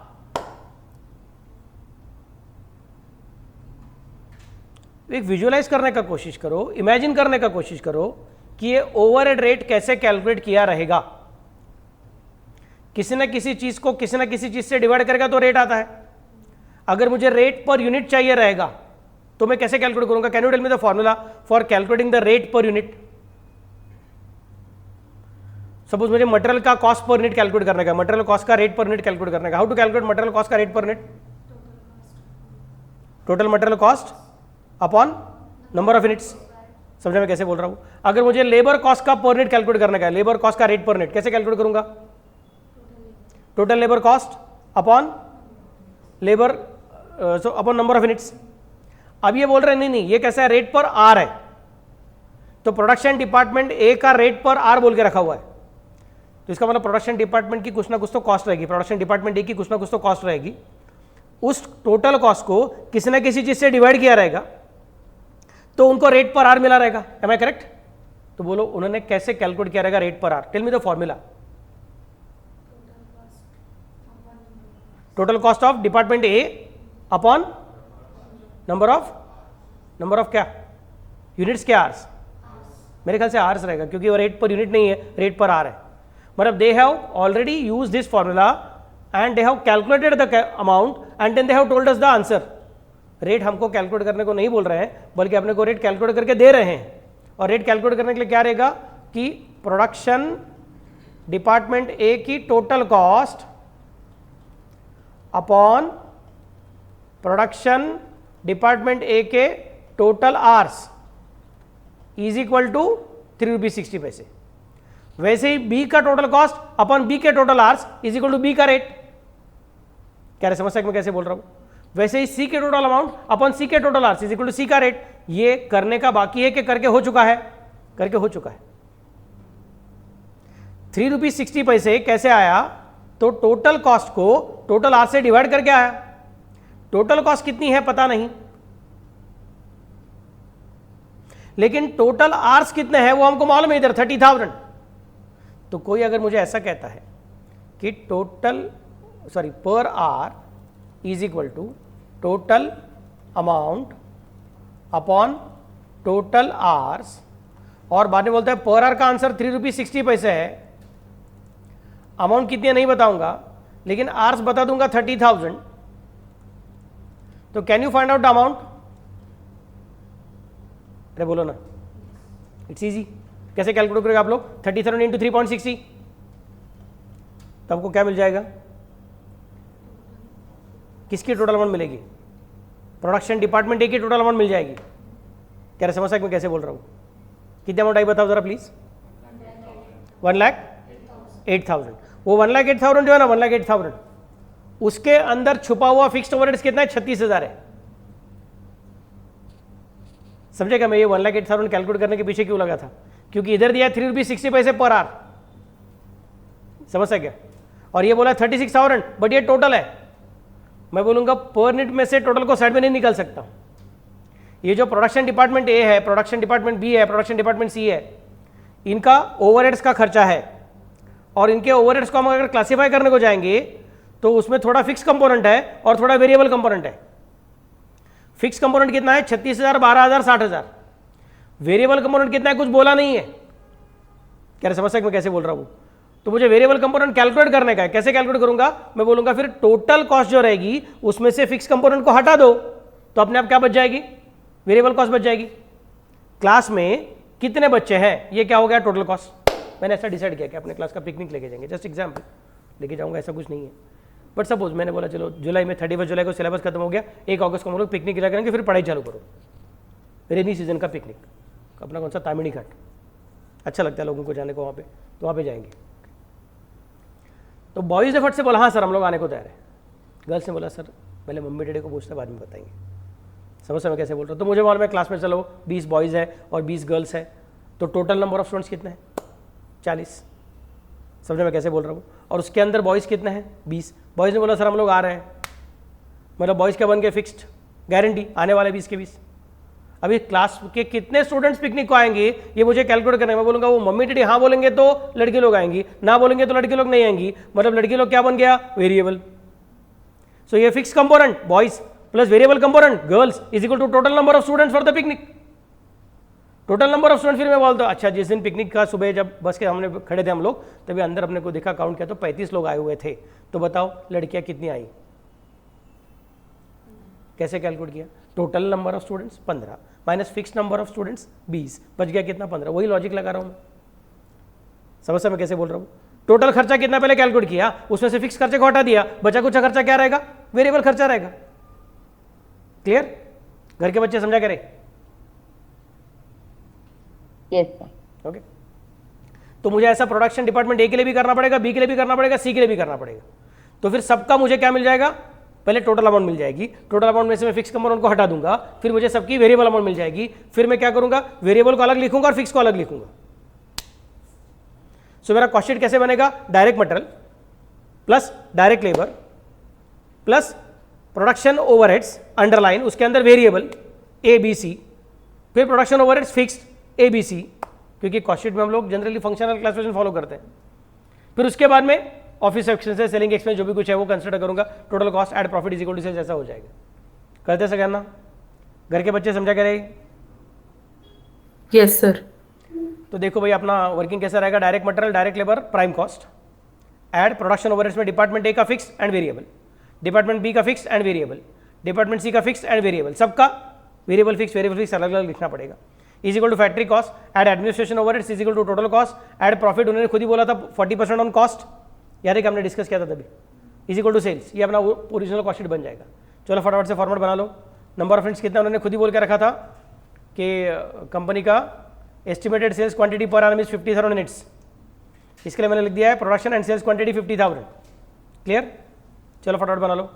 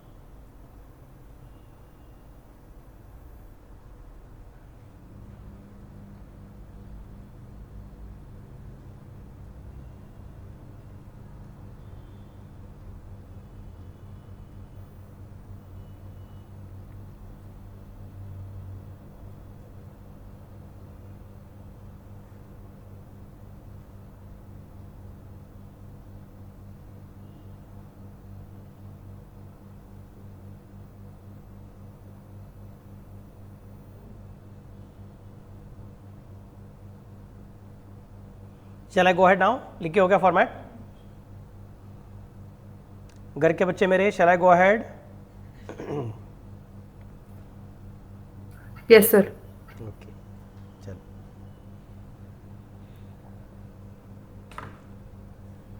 डायरेक्ट मटेरियल की रकम कितनी है? 40 पर नेट। डायरेक्ट लेबर की रकम कितनी है? 36 पर नेट। सो 40.00 एंड 36.00, मतलब मेरी प्राइम कॉस्ट मालूम पड़ गई मुझे 76.00। आप लोग फटाफट से कैलकुलेट करो, 40 इंटू 50,000 इज इक्वल टू कितना रहे, कितना, 2 लाख के 20 लाख, 20 लाख, शाबाश। एंड 36 मतलब 4 का मतलब 2 लाख का मतलब 18 लाख ना रे, 16 लाख ना, कितना, 4 लाख कम ना रे, नहीं 4, हाँ 2 लाख कम, 2 लाख कम, 4 लाख नहीं।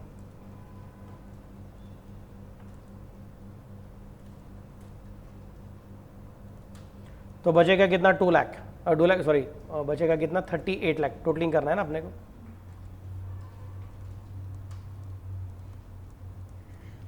प्रोडक्शन ओवरहेड्स डिपार्टमेंट ए का कितना है, फिक्स्ड अमाउंट 36, डिपार्टमेंट बी का 12 और डिपार्टमेंट सी का 60। पहले फिक्स एक्सपेंसेस लिख दूंगा, 36 12 60, डिपार्टमेंट ए का 36, डिपार्टमेंट बी का 12, डिपार्टमेंट सी का 60। सर देखो ना, आपने ऐसा किया है, पहले प्रोडक्शन ओवरहेड शेडिंग लिखा है, उसके नीचे ए का फिक्स ए का वेरिएबल, बी का फिक्स बी का वेरिएबल, सी का फिक्स सी का वेरिएबल, ऐसा लिखा हुआ है। सपोज सर मैंने एग्जाम में अगर ऐसा कर दिया तो कि डिपार्टमेंट सॉरी पहले लिख दिया प्रोडक्शन ओवरहेड्स, फिर लिखा fixed department A B C, फिर लिखा variable department A B C, तो आंसर मार्क्स मिलेगा क्या, मिलेगा, टेंशन मत लो। मैंने ग्रुपिंग कैसे किया, department A fix variable, department B fix variable, department C fix variable, but another grouping is also possible. Only thing is that production overheads के नीचे सब चीज़ आने दो, बाकी कुछ नहीं। Clear, next part. अब मुझे इनका पर यूनिट कैलकुलेट करना है, 36,000 अपॉन 50,000, बोलो कितना,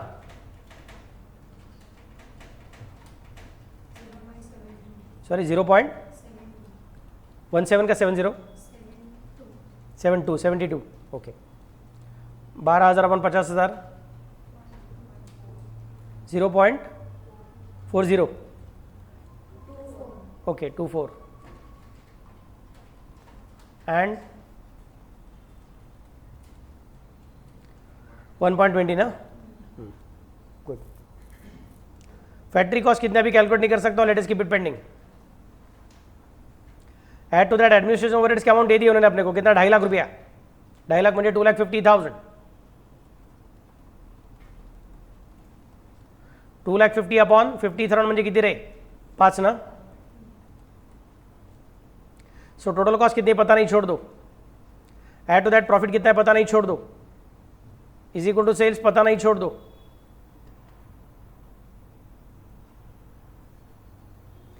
फिर अब मुझे वर्किंग करना है, calculation of variable overheads.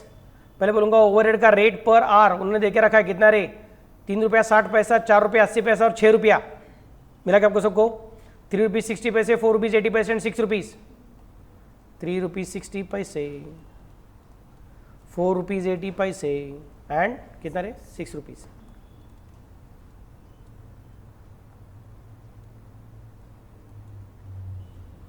Normal number of hours कितने देखो आपके, 30, 20 and 40।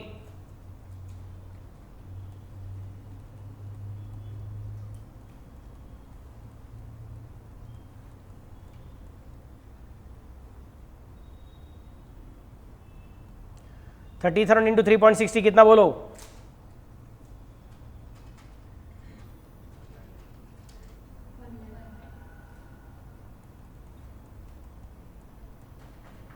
$40,000 into 20,000 into 4.80 and 40,000 into 6, 2,40,000।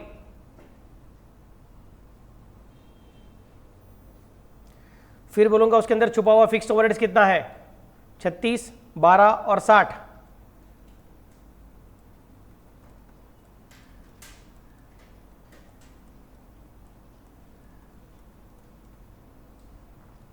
एक लाख में से 36 गया, 64, 96 में से 12 गया,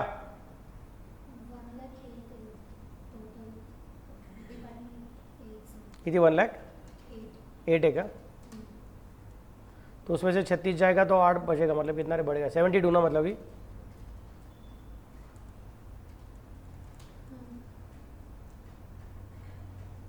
ने तभी कैलकुलेट किया था ना ये आपने, नहीं किया था क्या, अच्छा ठीक। 1,08,000 minus 36 is equal to 72, 96 minus 12 is equal to 84, and 2,40,000 minus 60 is equal to 1,80,000 upon normal number of hours.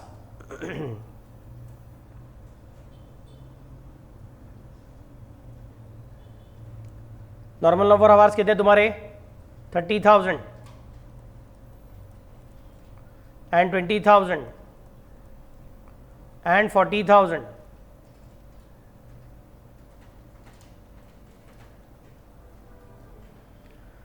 So variable overheads per hour कितने हो गए आपके, बोलो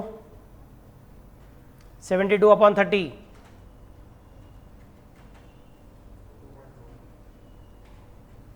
कितनी 2.4 and 4.2 and 4.5.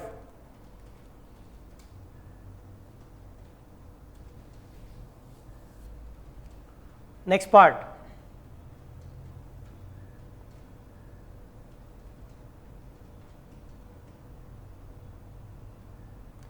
आगे प्रॉब्लम कहता है,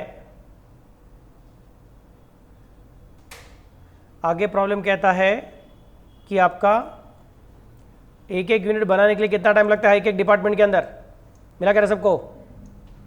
एक यूनिट बनाने के लिए 5 घंटा, एक यूनिट बनाने के लिए 2.5 घंटा, एक यूनिट बनाने के लिए 4 घंटा। तो बोलूँगा 5, 2.5 और 4, 5, 2.5 और 4।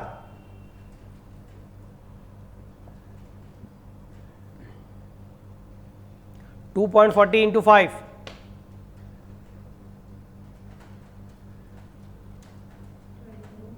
sorry, 12 rupees per net and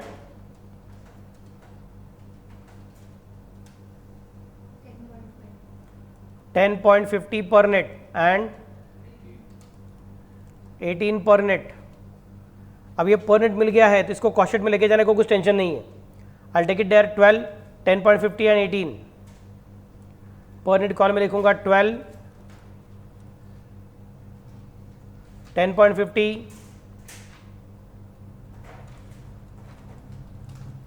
and 18।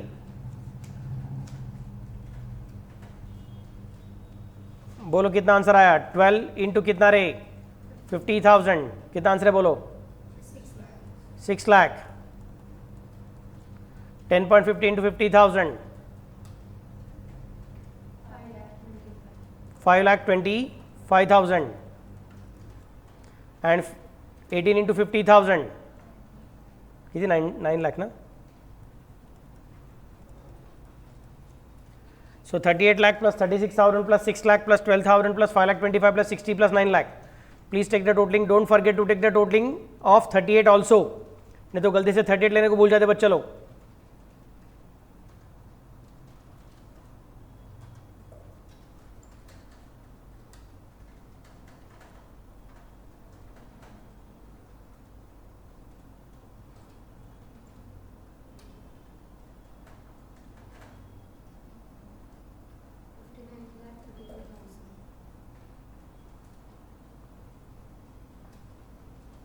$59,33,000 divided by 50,000 is equal to 118.66 plus 2,50,000 is equal to 61,83,000 divided by 50,000 is equal to 123.66। Profit add करने का 40%।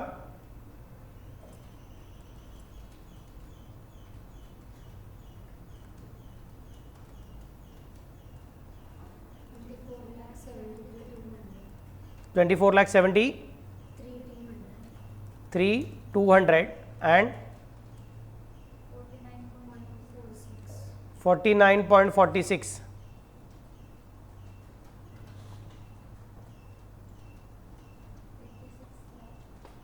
86 lakh 86,56,200 and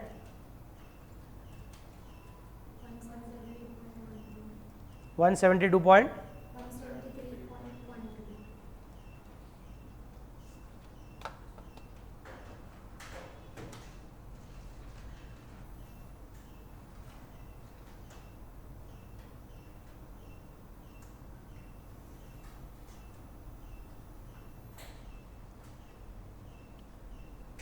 पहला क्वेश्चन था अपना कितना, prepare a cost sheet and compute unit selling price if the profit margin is going to be 40%, वो हो गया अपना।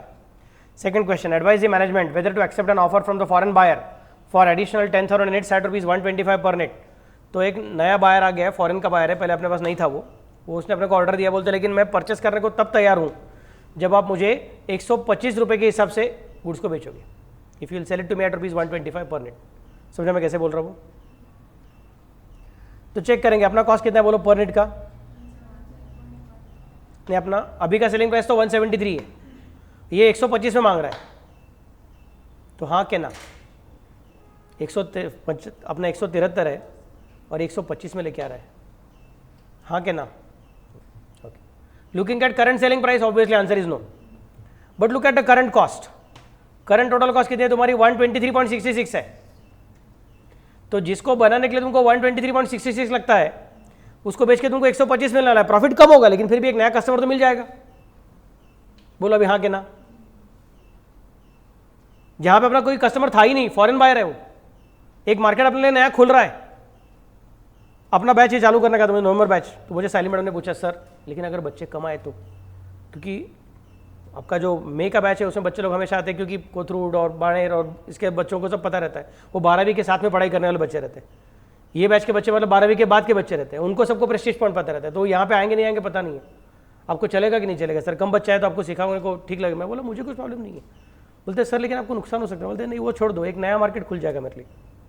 मेरी जितनी खर्चा होता है एक बैच चलाने के लिए, मेरा जो बेसिक खर्चा होता है वो अगर वसूल होता रहेगा, भले ही मुझे प्रॉफिट नहीं मिलेगा तो भी मुझे चलेगा, क्योंकि अगर बच्चों को पता चल गया कि यार नवंबर बैच के लिए यहाँ पे बहुत अच्छे से पढ़ाई होता है, तो अगले साल मुझे बच्चा लोग मिल ही जाएगा, मुझे चिंता करने की जरूरत नहीं।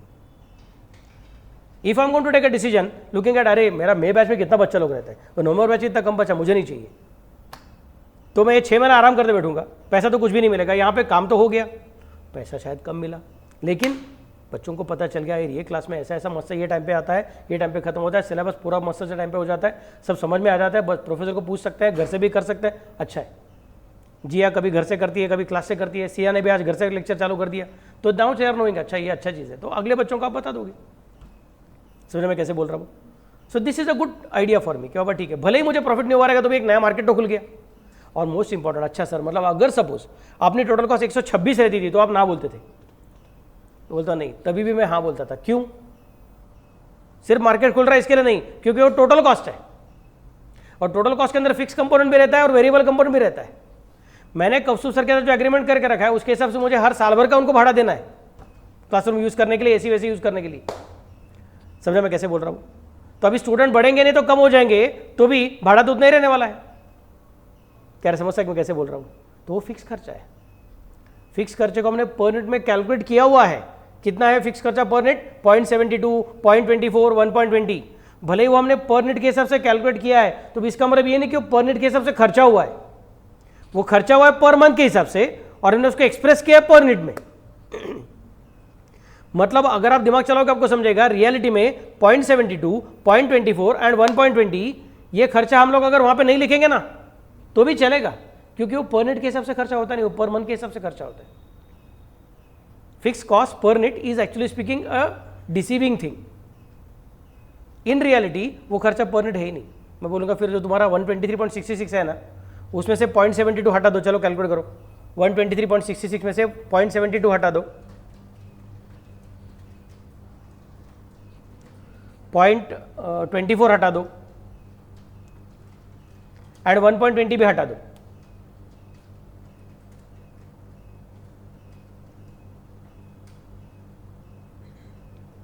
कितना है?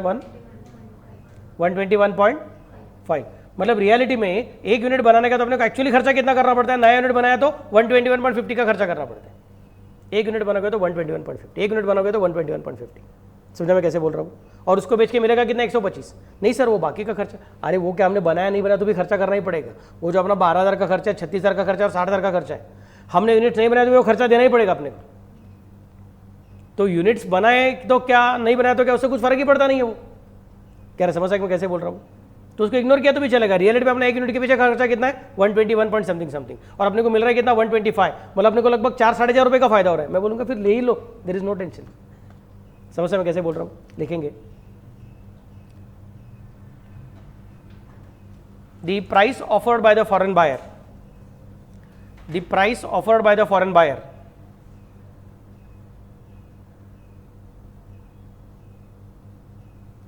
is far less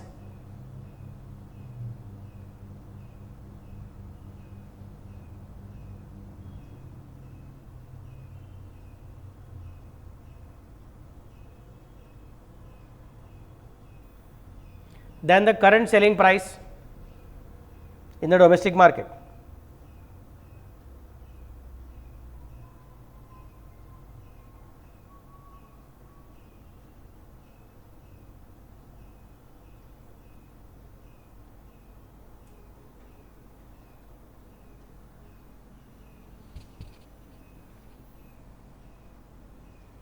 Full stop. However, the current selling price is still higher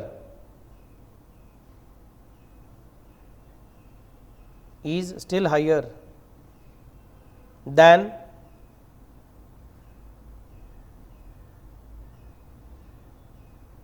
the total cost per net.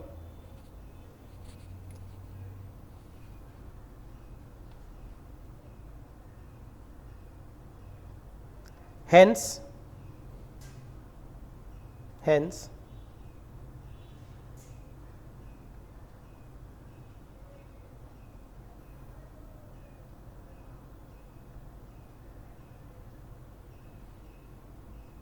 the offer may be accepted. Full stop. Next para. Generally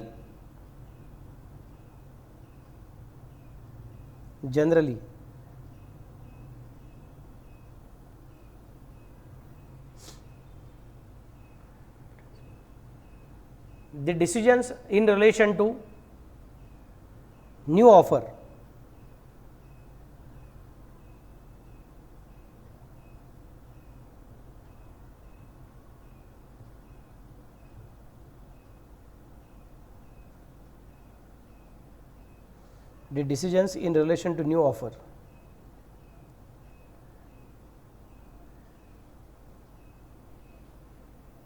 are based on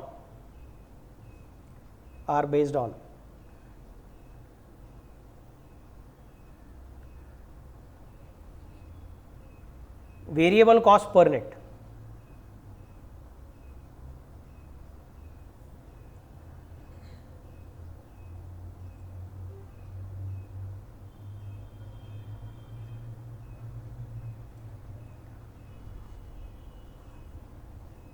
Which is 123.66 minus bracket चालू, bracket में 0.72 plus 0.24 plus 1.20, 0.72 plus 0.24 plus 1.20 bracket complete is equal to कितना, 121 point calculate किया था ना अभी उसने, 121.50. Full stop. It means the actual variable cost per net is lesser than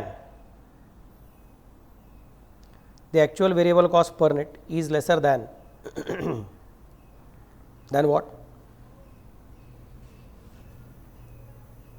The export sales offer price. Full stop. Therefore, the offer may be accepted. अब बच्चों लोग को लगता है कि आनंद सर है ना ऐसे ही कुछ भी आंसर लिख के देता है, कितना मस्त बोल रहा है, हम लोग सब बता गया VCP इतना है और सेलिंग प्राइस उतना है, तो डिफरेंस है, प्रॉफिट है, तो ले लो ना, सीधा बोलो ना, the offer should be accepted. ये मे बी एक्सेप्टेड क्या को बोल के रखा आपने सर?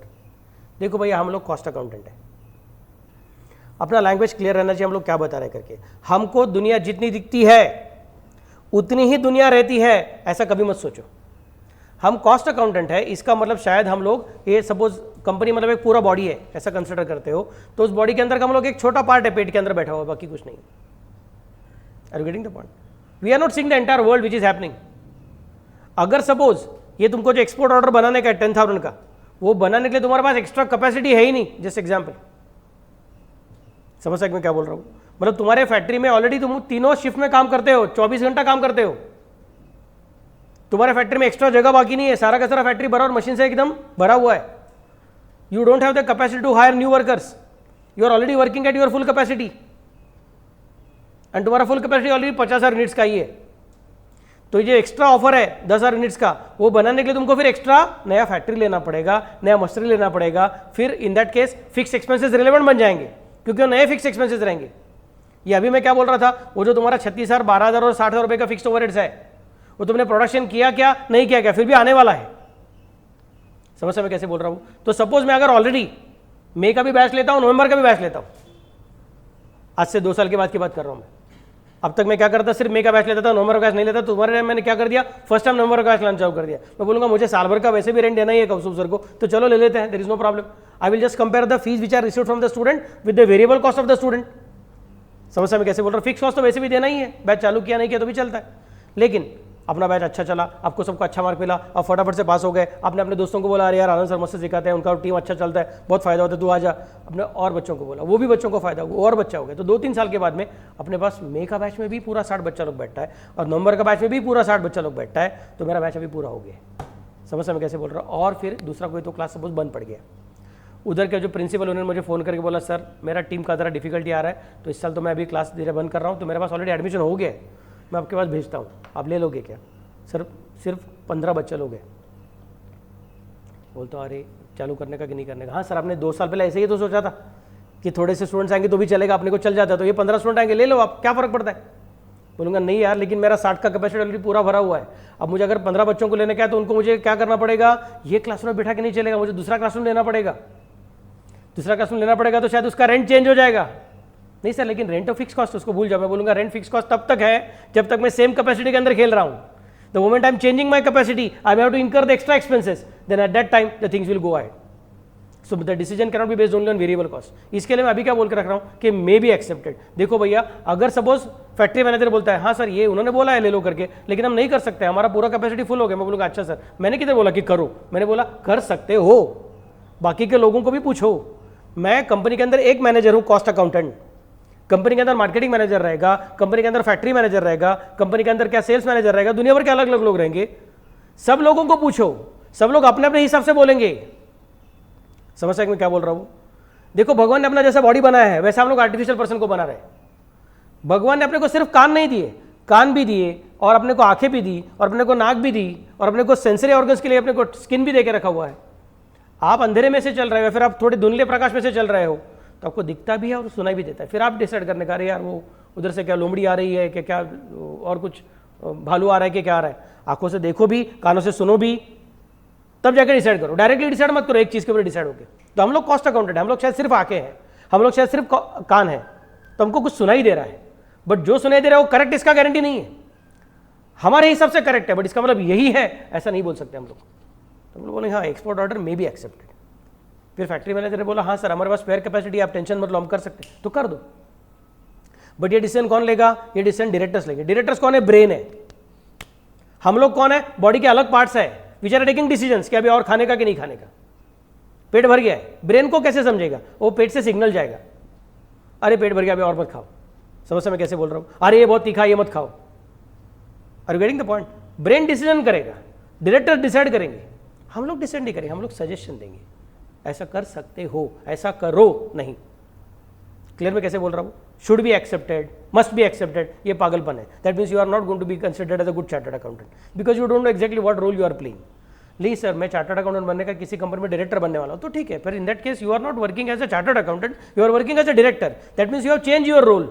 रोल चेंज होगा तो ठीक है, आपका बात अलग हो जाता है। समझ मैं कैसे बोल रहा हूँ? बट मैं आपको ट्रेन कर रहा हूँ to become a chartered accountant first. बाद में किसी कंपनी में आप ज्वाइन करोगे एज ए चार्टर्ड अकाउंटेंट, वहाँ पे 4 साल काम करोगे, 5 साल काम करोगे, 10 साल काम करोगे और अपना एक्सपीरियंस बढ़ाते जाओगे, आपका काम करने का तरीका लोगों को अच्छा लगेगा, फिर कोई कंपनी का कोई बड़ा बॉस रहेगा, बोलेगा यार तू डायरेक्टर वगैरह बन जा, फिर आप बोलोगे अभी मेरा रोल चेंज हो रहा है, तब आपका डिसीजन लेने का तरीका अलग होगा। तभी आप किसी को एडवाइस नहीं दोगे, तभी आपको लोगों ने एडवाइस दिया रहेगा, आपको डिसीजन करने का रहेगा, चूज करने का रहेगा। Here we are not choosing, here we are helping the directors to choose. Director क्या बोलेगा, हाँ इसने मुझे गो अहेड बोल दिया है, अब मुझे सचमुच आगे जाने का नहीं जाने का मैं डिसाइड करूंगा। तो मेरा सिर्फ काम यह है कि रेड फ्लैग है कि ग्रीन फ्लैग है वो बताना। ग्रीन फ्लैग ऊपर क्या मतलब, अभी तू जा धक्का मार के तू निकालूंगा ऐसा नहीं, मैं ग्रीन फ्लैग दिखा दिया, आपको जाने का तो जाओ, नहीं तो नहीं जाने का तो मत जाओ। That depends upon you. So language will have to be very careful. Don't say it should be accepted, it must be accepted. The language should be, it may be accepted. In fact कभी कभी एक हाथ problem अपने को ये बोलेंगे भी, also advise the management about other factors to be considered. समझा कि मैं क्या बोल रहा हूँ? फिर अदर फैक्टर्स में क्या कह सकता है, मैं अभी यहाँ पे बोल सकता हूँ कि बानी उनके पास प्रोडक्शन कैपेसिटी है क्या, मशीन को रिपेयरिंग का और ज़रूरत पड़ता है क्या, या फिर दूसरा इसके लिए कुछ एडवर्टाइजिंग एक्स्ट्रा करना पड़ेगा क्या, कुछ स्पेशल पैकिंग करना पड़ेगा क्या, कस्टम ड्यूटी वाला कुछ एक्स्ट्रा बढ़ने वाला है कि नहीं बढ़ने वाला है। ये सब चीज़ों को पहले देख लो और बाद में डिसाइड करो। नहीं तो क्या, जिस तरह से हम डोमेस्टिक मार्केट में बेचते हैं उस तरह से एक्सपोर्ट मार्केट में शायद बेच नहीं पाएंगे, क्योंकि उसको लंबा ट्रांसपोर्ट करना पड़ेगा। लंबा ट्रांसपोर्ट करने के इसका मतलब उसके लिए स्पेशल पैकिंग करना पड़ेगा, तो स्पेशल पैकिंग का खर्चा कुछ लगेगा कि नहीं लगेगा वो देख लो। ये चीज़ भारत के बाहर एक्सपोर्ट करना अलाउड है कि नहीं वो देख लो पहले बराबर से। उसके लिए गवर्नमेंट ने कुछ एक्स्ट्रा ड्यूटीज़ लगाया हुआ है कि वो भी चेक कर लो। समझ मैं कैसे बोल रहा हूँ? तो वो सब देखने के बाद में डिसाइड करो। भैया सिर्फ ये जो हमारा कॉस्ट शीट उसको देख के मत कंसिडर करो, क्योंकि this cost sheet doesn't talk about extra packing, this cost sheet doesn't talk about custom duties and other things. Is it clear all of you? That's why अभी तो उन्होंने सिर्फ इतना पूछा एडवाइस द मैनेजमेंट, बोलूंगा advise फिर ऐसा है कि you may be accepting it. अब बोलेंगे advise the management and also tell the management about other factors which should be considered, फिर हम फैक्टर्स बता देंगे। क्लियर? समझा सबको? घर के बच्चे समझा कह रहे हैं? Yes sir. ओके अभी आज मेरे ख्याल से अभी सिर्फ 10 मिनट बाकी है। 10 मिनट के अंदर मेरा ये अगला प्रॉब्लम नहीं होगा, क्योंकि और 2 प्रॉब्लम मुझे करने हैं। वो एक से एक जैसे ही प्रॉब्लम से, एक्चुअली एक से जैसे प्रॉब्लम है, तो वो शाम के लेक्चर में करूँगा। शाम को 7 से 8 का लेक्चर हो जाए तभी, सॉरी 6:30 से 7:30 का लेक्चर तभी कर दूँगा। लेकिन अभी मुझे कुछ इंपॉर्टेंट अनाउंसमेंट करनी है आपके लिए, कि सब लोग अभी यहाँ पर वैसे भी है ही। अभी आपने देखा रहेगा, आपको ज्वाइन करने का रहेगा तो क्या करना पड़ता है, क्लासरूम के अंदर आना पड़ता है और बाद में मुझे नॉक करना पड़ता है कि सर मुझे आप एडमिट करो करके। अब मैं आज आप सब लोगों का अकाउंट क्रिएट कर दूंगा, सबका अकाउंट क्रिएट करके आपको क्लासरूम के अंदर डायरेक्टली ऐड कर दूंगा। फिर इसका मतलब मैंने एक बार लेक्चर चालू किया तो आपको डायरेक्टली एडमिशन मिल जाएगा। समझा मैं कैसे बोल रहा हूँ? आपको नॉक करने की जरूरत नहीं पड़ेगी। तो उसके लिए लेकिन आपका जो अभी का ईमेल एड्रेस है, अभी ये श्रुति है और ये सब लोग जो भी कोई अभी लॉग्ड इन है, everybody has use which particular login और which email address, your personal Gmail address you are using. उसके जगह पे आपको अभी आपका नया जीमेल एड्रेस मिलेगा, मतलब वो नया ईमेल एड्रेस मिलेगा। आपका ईमेल एड्रेस क्या रहेगा? आपका पूरा नाम रहेगा। आपका ईमेल एड्रेस क्या रहेगा? आपका पूरा नाम रहेगा और आगे क्या रहेगा? @moreclassescommerce.com। moreclasses.com नहीं, @moreclassescommerce.com, ऐसा आपका पूरा ईमेल एड्रेस रहेगा। और उसका पासवर्ड क्या रहेगा?